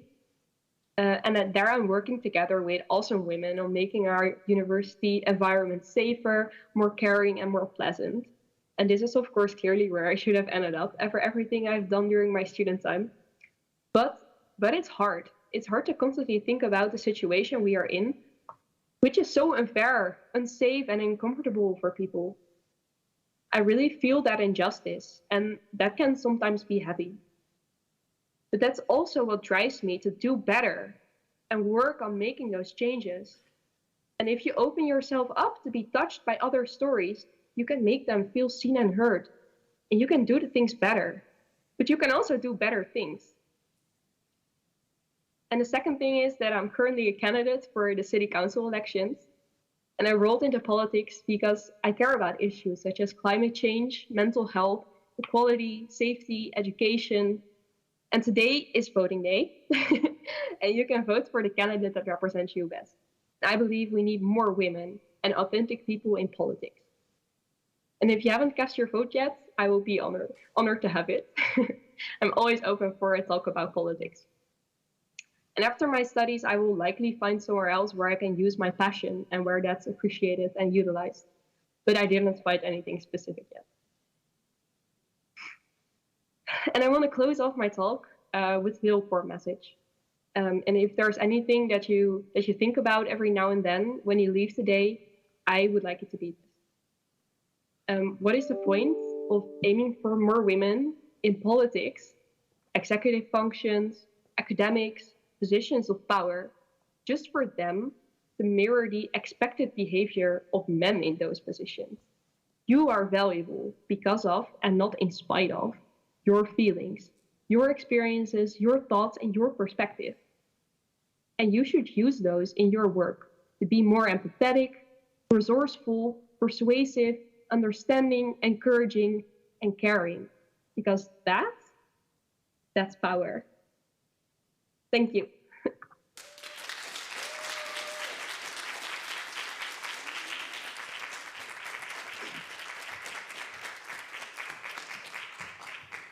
Thank you, Naomi. I'm not sure, can you actually see me as well now?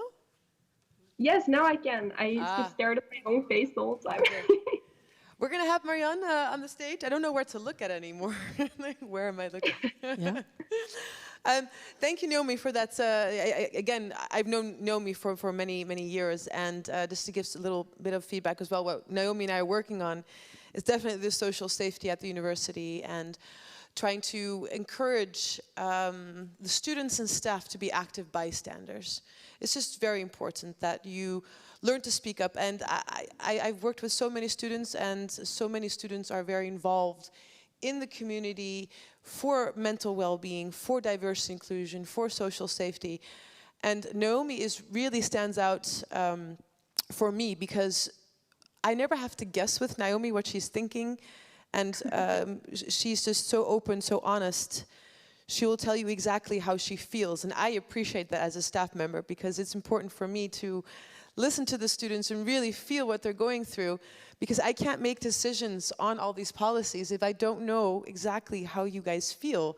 So I'm always feeling really comforted by Naomi, knowing that she will exactly speak her mind, and because of this, I can do the right things, which is amazing. And I recognize it. You recognize that. Yeah. Maybe you can tell us about it, or. No, well, sometimes I work with a lot of students. They come pick up their stuff for the high schools, and then I have a little bit of talk, or they send me an email with an update of what they are doing with their study programs, or what they are commencing with, or what kind of things they struggle with privately, or sometimes I'm ending up being a bit of their coach or their, I don't know, soundboard, or I can share my life experiences because I don't have, an engineering degree, but I went to school, but also have a lot of life experience to offer. So and that's a really, really nice way to also embark with, I don't know, plug factor, or getting to know each other more and intensify the relationship you have. And even when they graduate, they still come to the university and do their jobs afterwards. So that's also a really nice way to go. So they're really wholeheartedly the ambassador and really enthusiastic. Thanks, Naomi. Wonderful story. Yeah, thank you as well, Marianne. Yeah, is there anybody in the audience? I don't know where my cube. Oh, she's right behind you. We're being too careful with this. This cube can go fast. Yes. Hello. Yeah, it's Is it working? Yeah. Yeah. Oh. So thanks for your stories. I was already thinking about what I wanted to say or ask, but usually that's also a bad way, because then you stop listening to what people are saying because you're already in your head thinking about what you want to say. So, but that's a side note. Yeah, so I quite recently defended my PhD thesis on organizational resilience in the healthcare industry. But one topic that really came up there as being important in healthcare professionals collaborating and making decisions is psychological safety, something that you probably also know then. So that also started to resonate with me on a more personal level. And as you maybe know, I mean, Marianne, you just said something about that the culture at TUE is quite open and safe, I think. Did I understand correctly? Well, I'm in the Services Council as well. So we have a University Council and a Services Council for the services, communication and sales and HRM. And we have two divided departments. And I bounce upon a lot of stories that have the other side of the medal. So it's a really open, nice environment with curious people. But there's also a lot of power play going on. There's a new campaign going on at Social Safety Department, which HRM initiated. And there was also a big-time play organized by University of Twente and a company. And it's called Mind Lab. And also the executive board of the university came there. The directors of all the services and of all the departments went there. And we had a really healthy, constructive, safe discussion after the Mind Lab play, because there were really tough things going on. So I think we should also be open about the things we bounce upon, power play or corruptiveness or discrimination or sexual violence or what kind of mental violence also. So there are a lot of things they are happening in the university as well, because it's an organization and where people work. And it's the trick how you are able to manage them and how you are able to help the people who were in the situations.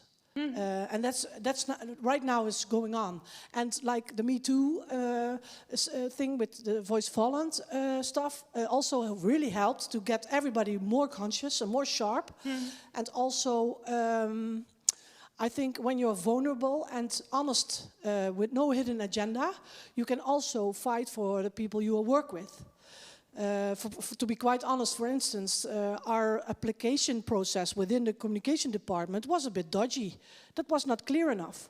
So I said, I want a more clear, more realistic and more open application process, because everybody should deserve a chance of it. Everybody should be treated as equals, and the right man or woman at the right position. So, and they really listened to me, and they opened up they were really honest about who applied, or, well, within boundaries, of course, but the candidates were really offered a big opportunity and also were heard both ways, and the right person ended up at the right position. So I think you also, what Naomi was telling, you should be able to fight. It costs a lot of energy, but you get a lot of rewarding stuff back. So it's really energizing to fight for your rights and where you believe in, and to take the risk. Because I put my head above the cornfield guys. I was the one who complained about why is this so difficult, or behind closed doors, or why are there preferences, or I don't know, I don't understand, but I want it differently. And I think it was a really, a risk for me, but at the end, really rewarding. Yeah, okay, so that's a very beautiful, positive experience and energizing for you. I don't want to make it all negative, because it isn't, but so, like I said, the whole thing about vulnerability and psychological safety or social safety, whatever you want to call it, so started to resonate with me on a personal level. Like, one of the power plays that is quite, how to say that, prevalent in the research community is that as a PhD candidate, you work with supervisors that are co-authors on your papers, but half of the time they're not really doing anything to deserve that. So it took me actually yeah, till the last year of my PhD to open up to one of my supervisors about this, that yeah, I wasn't really satisfied with her contribution. And of course I put it in a more, how to say that? Constructive manner. And there was a polite conversation that we had, but what I also found was that yeah, being vulnerable then also requires the other person to also be vulnerable and to, you know, because in the end I left this conversation feeling, okay, so I took a risk, I showed my vulnerability, but yeah, you know, the reply at the other end wasn't really what I hoped, or not that she necessarily had to agree with me, but at least, you know, be open herself as well about maybe things that she could have done better, or at least acknowledge my, how to say that, the fact that I dare to speak up about it. But so it remained a bit superficial, you know what I mean? Yeah, I recognize it. It was one of the main issues within the Mind Lab play as well. So it's not, you're not the only one having that problem with the co-writers and with the professors, or the ones you have to, you're depending on. You're a very dependent situation. So yeah. I think it goes about, you know, completely changing the structure of the system as well, because like your story is very recognizable. Like we've heard this more often than I'd like to. And it's about the reason why there's a social safety campaign for the employees. And now Naomi's working really hard together with me on a play also for the student side, but also really looking at our social safety charts. But social safety flow charts is not enough. It's having the open conversations and actually going to the managers and saying, we're going to have open conversations with our whole team and practices. And the more people that dare to do this, maybe your PhDs, the people that are working together with you, aren't used to hearing any feedback as what you're doing. They're thinking, well, this is just a one-off, because you're the first one to step up. So this is something that needs to be carried throughout the whole organization, be it a university or a company, where managers really need to step up. Because I think at our university, there's a lot of work to be done. Yeah, I personally feel, because I work together with a lot of younger students, as Naomi, the younger generation, what I've noticed, and maybe you've noticed this as well, they are really proactive. They really step up when it comes to anything regarding mental well-being, towards diversity, towards inclusion of our international students and staff, towards the social safety. The students, the younger generation of students, they are fighting. They say this needs to happen, and they're coming up with their own programs, their own actions, and then they come to me and they say, Lara, we feel this needs to happen, can you help us? And I listen to them and I agree, and then I will help them towards their path in making their association more safe, more inclusive. So I always tell my colleagues, and maybe they're not always happy, that we, you know, I'm 41, you're 51, our generations and older can really learn from the energy from the younger students. I'm not sure if anybody in the audience recognizes that as well, or that you've maybe felt like you've wanted to step up, just like the young lady with the box there is saying. Has there ever been a moment in your student's career or your career where you would have liked to speak up but you didn't? Because it might have been a bit scary to. I see Barbara nodding. Maybe you would like to catch the box and share something?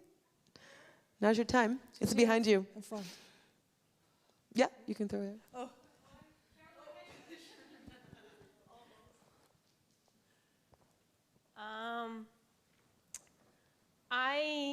Well, my name is Barbara. I'm going to start with that. I'm a student at the TOE at the Faculty of the Built Environment.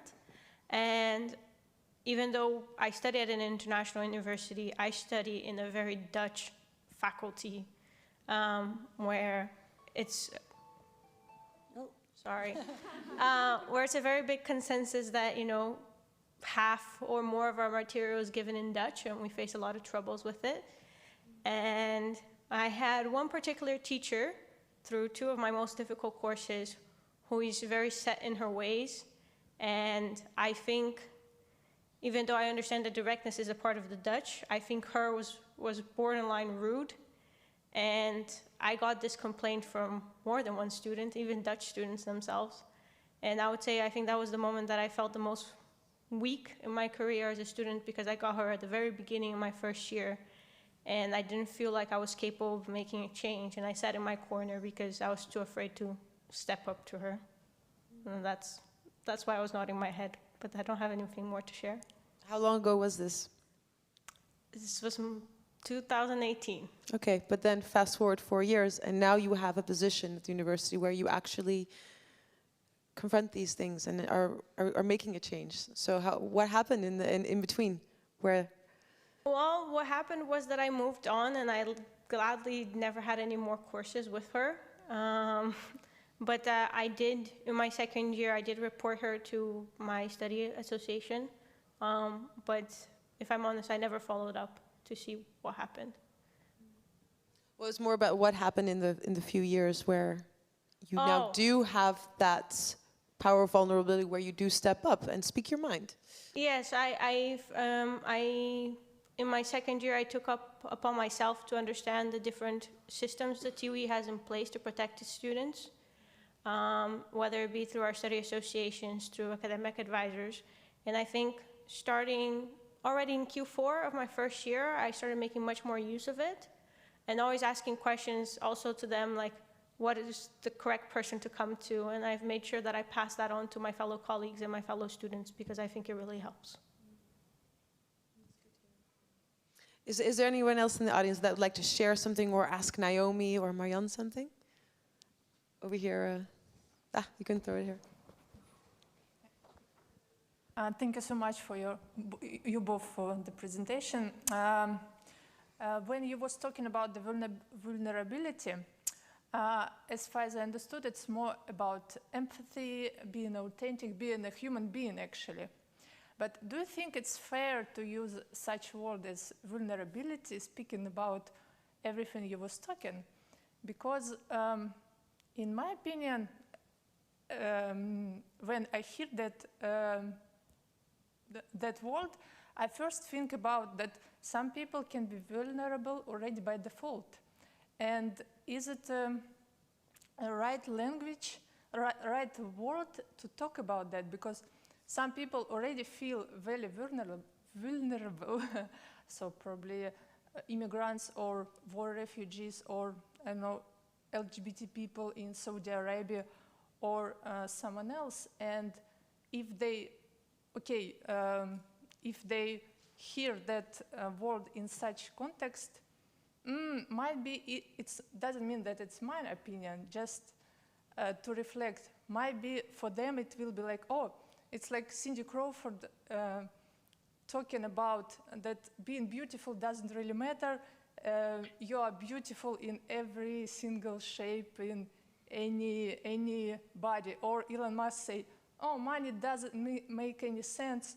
You just have to do whatever you want, and money is just something on the side. So I have some concerns about that word. Can you say something about that?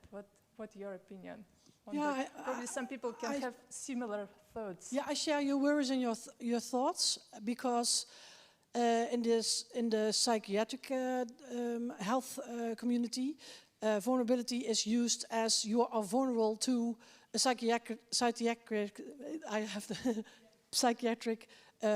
disorder. That's compared. So when you're vulnerable, you are running up to the chance that you can get very sick mentally. But that's not the way to go, because it's also a cultural thing. Huh? Vulnerability is mostly has a negative tonation to it, because vulnerable means you're scared, you're unstable, or not strong, or So, but that's what Brené Brown wants to change, because we were all brought up with that kind of idea that vulnerability has something to do with not being strong enough, or not be perfect enough, or not be good enough, or not being enough. So the association, that's what we should work on, because to me vulnerability is showing up, be there in your wholeheartedness, and to take the courage to also tell about your failures, or about your regrets, or about your anxieties, or about the fear of perfectionism, or the fear of being rejected, or not belonging, and that's the dilemma that holds within this word, this one little word. It's a big world. That's the tonation is very negative, but without vulnerability, you are not be able to move forward, or innovate, or be creative, or grow, or be more assertive, or coming up for yourself, stand up for yourself, or protect the child in you. That's also a big thing I learned. I had a lot of therapy throughout my life. I recommend it to everybody, because the different stages you are in your life also demands a different kind of therapy each time. I had a lot of crap therapists, to be quite honest. And the last one was really nice, because I had a cognitive behavioral therapy, dus cognitieve gedragstherapie. And that really dove into my being, and she played with the roles. You have a child in you, you have an adult in you, and you have a parent in you. Well, if you have children, but you know the grip, you know the drill. And I was playing out my child within the professional surrounding. That's not good, huh? I was playing the mother with my hobbies, the band. I was projecting my mother feelings on my cover band, who was the lead singer of. And I was a parent within my private family construction, because my father went ill, and I dove in. I was forced in that role of a parent. And she told me, I had a year of very intensive therapy. I had to do a lot of assignments, including familieopstellingen. That's, I don't know, how do you call it in translate in English? Sorry? Yeah, family constellation, thanks. I started out with it. She brought Playmobil puppets. It was really funny afterwards. It was not funny at all. Because I had to put down my family structure, and I put my father way ahead with his back turned towards my mother and myself. And she saw it and said, that's what we should work upon. And I became very vulnerable each session. I even wanted not to go to the real constellation part, because that's also with real life human beings, and you choose them for representatives. And I was so afraid, I hyperventilated, I didn't want to go. And my therapist said, you should come, don't be scared, don't be worried, and if it doesn't feel good, we don't do it, but we do it another time. You have to do it. So the pressure was really on. And that's what I mean with show up, be seen, do the work, put in the work, because it's a lot of work. But it felt as an internal renovation, because I was freed, because I don't longer have to hide behind the illness of my father. Then I couldn't make decisions for my own life, but I could make decisions in spite of my dad's illness, and in spite of the taking care part of my older situation. You know what I mean? So I think vulnerability can be both, and that's the fight not a fight, but that's the dilemma or the exciting dynamics that comes with the courage part of things. So I'm agreeing with you, vulnerability is not a nice word. It had a lot of negative associations, but for me it's a really big, strong, powerful instrument. By just working with it, follow my guts, follow my intuition, speak up and be myself, because... I see somebody else also has a question, yeah? Maybe if you can give the box, we can hear. Kind of connecting both, I saw where she was coming from. I understood, like, in this society, being this authentic, showing our goods and our bads, let's say, I don't want that phrasing, but like our strengths and our things to improve, it's already seen as vulnerability when it's a very human thing, and let's not even go beyond like real vulnerabilities of situations in the world that are happening that are even stronger.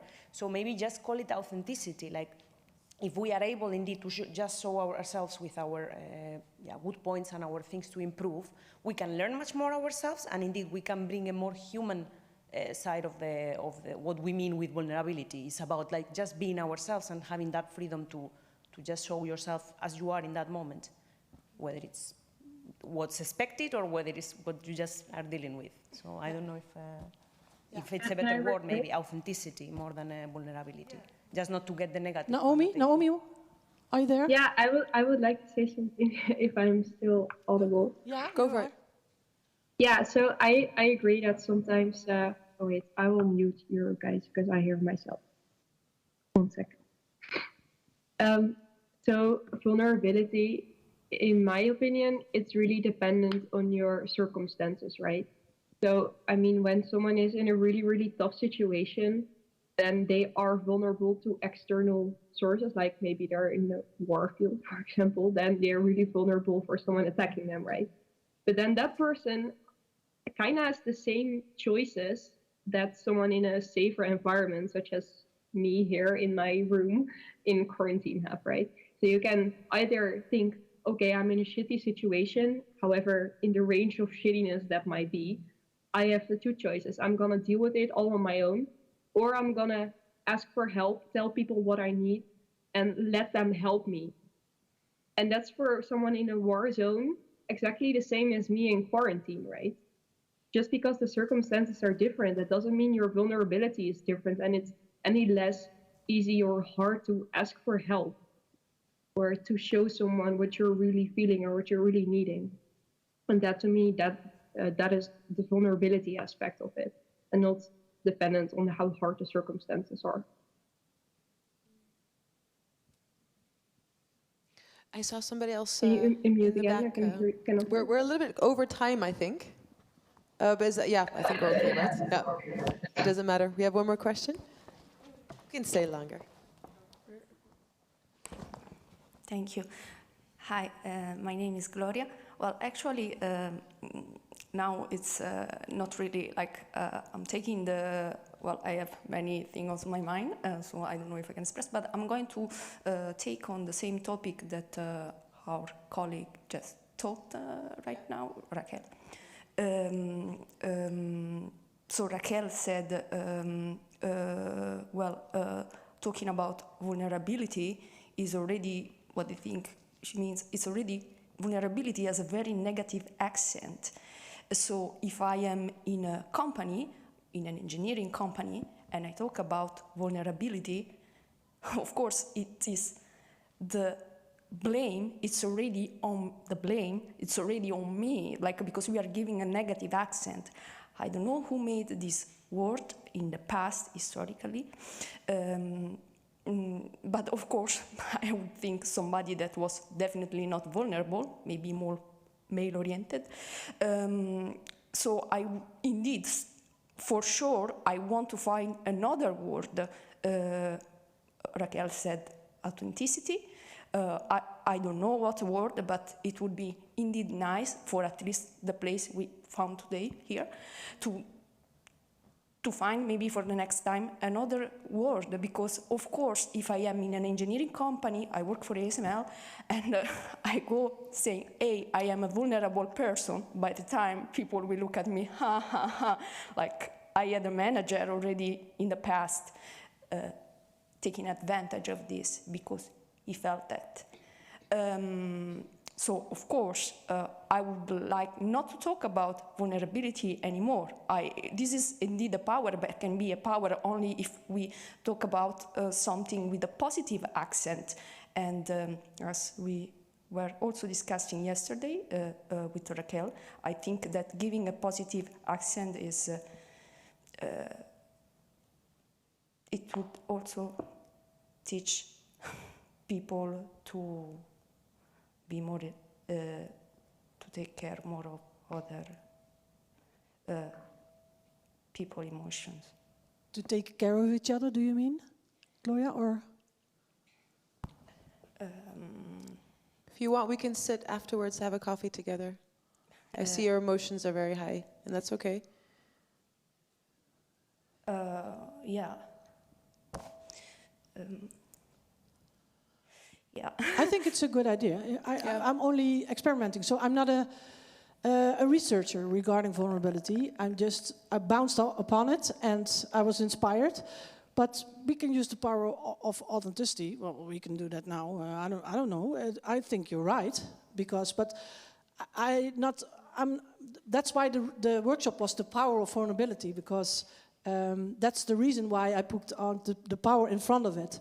And I think, well, authenticity has also to do with vulnerability, but vulnerability is more within yourself and more of an attitude. Authenticity is just being yourself for me, but also it's not an active word, authenticity. Vulnerability, that's very much, it interests me for at the end, what I wanted to say, apart from the word, because what I mean, this was already told by another person. What I wanted to add is that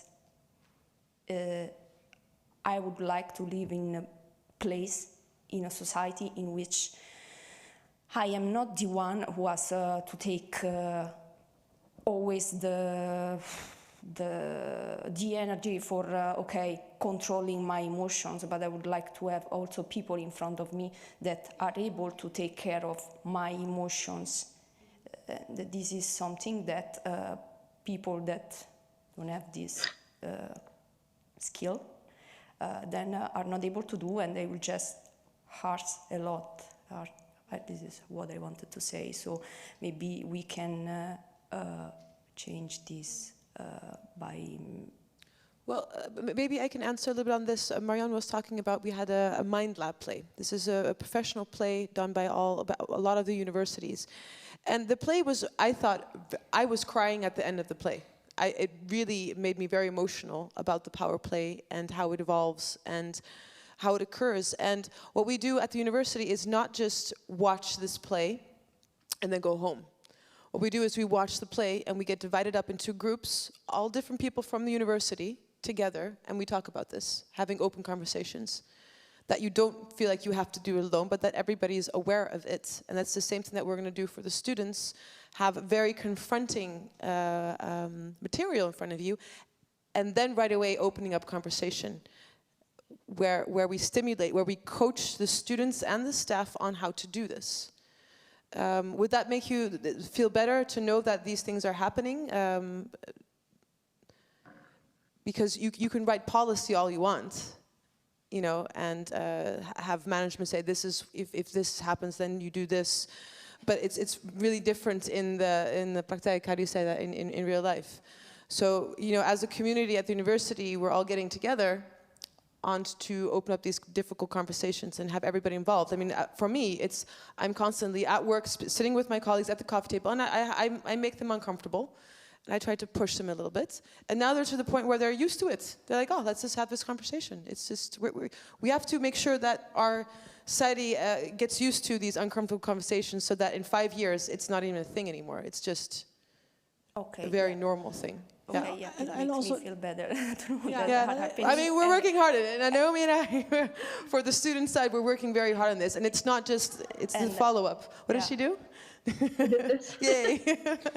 We have one more question. It's like we're a little bit, like we're half an hour over time already, guys. So we're going to do the last question. And then what I suggest, if we want to talk a little bit further, that we have our coffee and our cakes afterwards together. I think that'd be great. Go ahead. Well, mine is not really a question, but a comment. Because I think we should not have a strict definition of what's vulnerability. I think vulnerability and authenticity are rather similar. It is how you phrase it. Because if you're vulnerable, if you're being authentic, I think that is a really vulnerable position. Because if you are authentic, people can attack you or you show your own true self, and that's a really vulnerable position, because if you being yourself or being authentic, people can attack you from like the inner side and then think that's the most vulnerable position that you can be in. So I think we should not have a strict definition of what vulnerability is or what authentic is. I agree with Naomi that vulnerability is really different for different positions, but I think being authentic is always vulnerable. No, it doesn't matter where you are. It always is, in my opinion. But it's the best way to be, though. Definitely. Okay, we're over time. I'm looking at my colleague Masa because we want to shut down. Naomi, I'm going to wave at you already. I'm going to. Sorry, what? No, She can, I no, but I'm gonna wanna drop make by a your comment, house but with also flowers later, so see you real life. Shall we switch? Yeah, we'll switch. I'll give my. Thank you, Marianne. Yes. So Applause, please. next to each other, take a picture. And I'll hand it to Masa. We kind of saw this coming, that the whole topic of vulnerability will be raising a few questions of, okay, being vulnerable is going to kind of go hand in, oh, now my voice is here, go kind of hand in hand with being weak, you know, but we kind of added the word power of vulnerability to kind of add how you can use this to your advantage, to open up, to speak up, as some of you just did. It's not about being emotional, it's just about you talking about what that word means to you and not precisely what it's in the dictionary. I looked it up very quickly to just see what is the definition of vulnerability, and if you look it up, Jesus, like, why are you putting being harmed, being emotionally, physically harmed? Like, that's the definition in the dictionary, and that's something that we, as a community, living in Eindhoven or wherever you are in the world, we can actively change that by having an open conversation, not being defensive, but just opening up to each other. What does this word mean to me? What does it mean to you? And how can we make a, you know, connection and kind of bridge the gap? So I hope that today brought some insight to you. I'm kind of trying to see, yeah, where we are. We're kind of, see, the conversations went on and we're already at the closing. Just wanted to thank you all for being here today, everybody here and everybody online. It's just wonderful to be able to have all these live events again, and we really hope to see you soon. But before we go, we have two events coming up. One is in person and one is online. They are assertiveness workshops. Maybe Lara, you can actually tell us what the events are very shortly. Come upstage. I'll come back on stage. Yeah. Yeah, so for the assertiveness workshops, we have 2 evenings. So they're from 6:30 to 8:30, I believe. I'm going to look back. But we also noticed that a lot of students or employees couldn't join live. So we have 2 sessions online, 2 sessions live. And I usually have done these only online via Teams, which is very difficult because it's really nice to work together. So it's 10 people in one group and you are paired off, and we're going to work together also as a group to work on being more assertive, setting your boundaries, learning how to say no.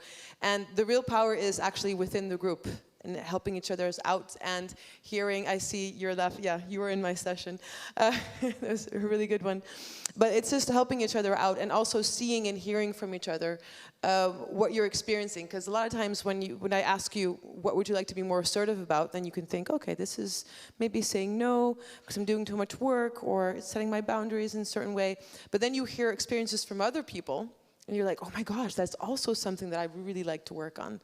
And then we work on our powerful sentence that we want to make for ourselves to be more assertive and do different kinds of activities. So you're welcome to sign up for those either live or online.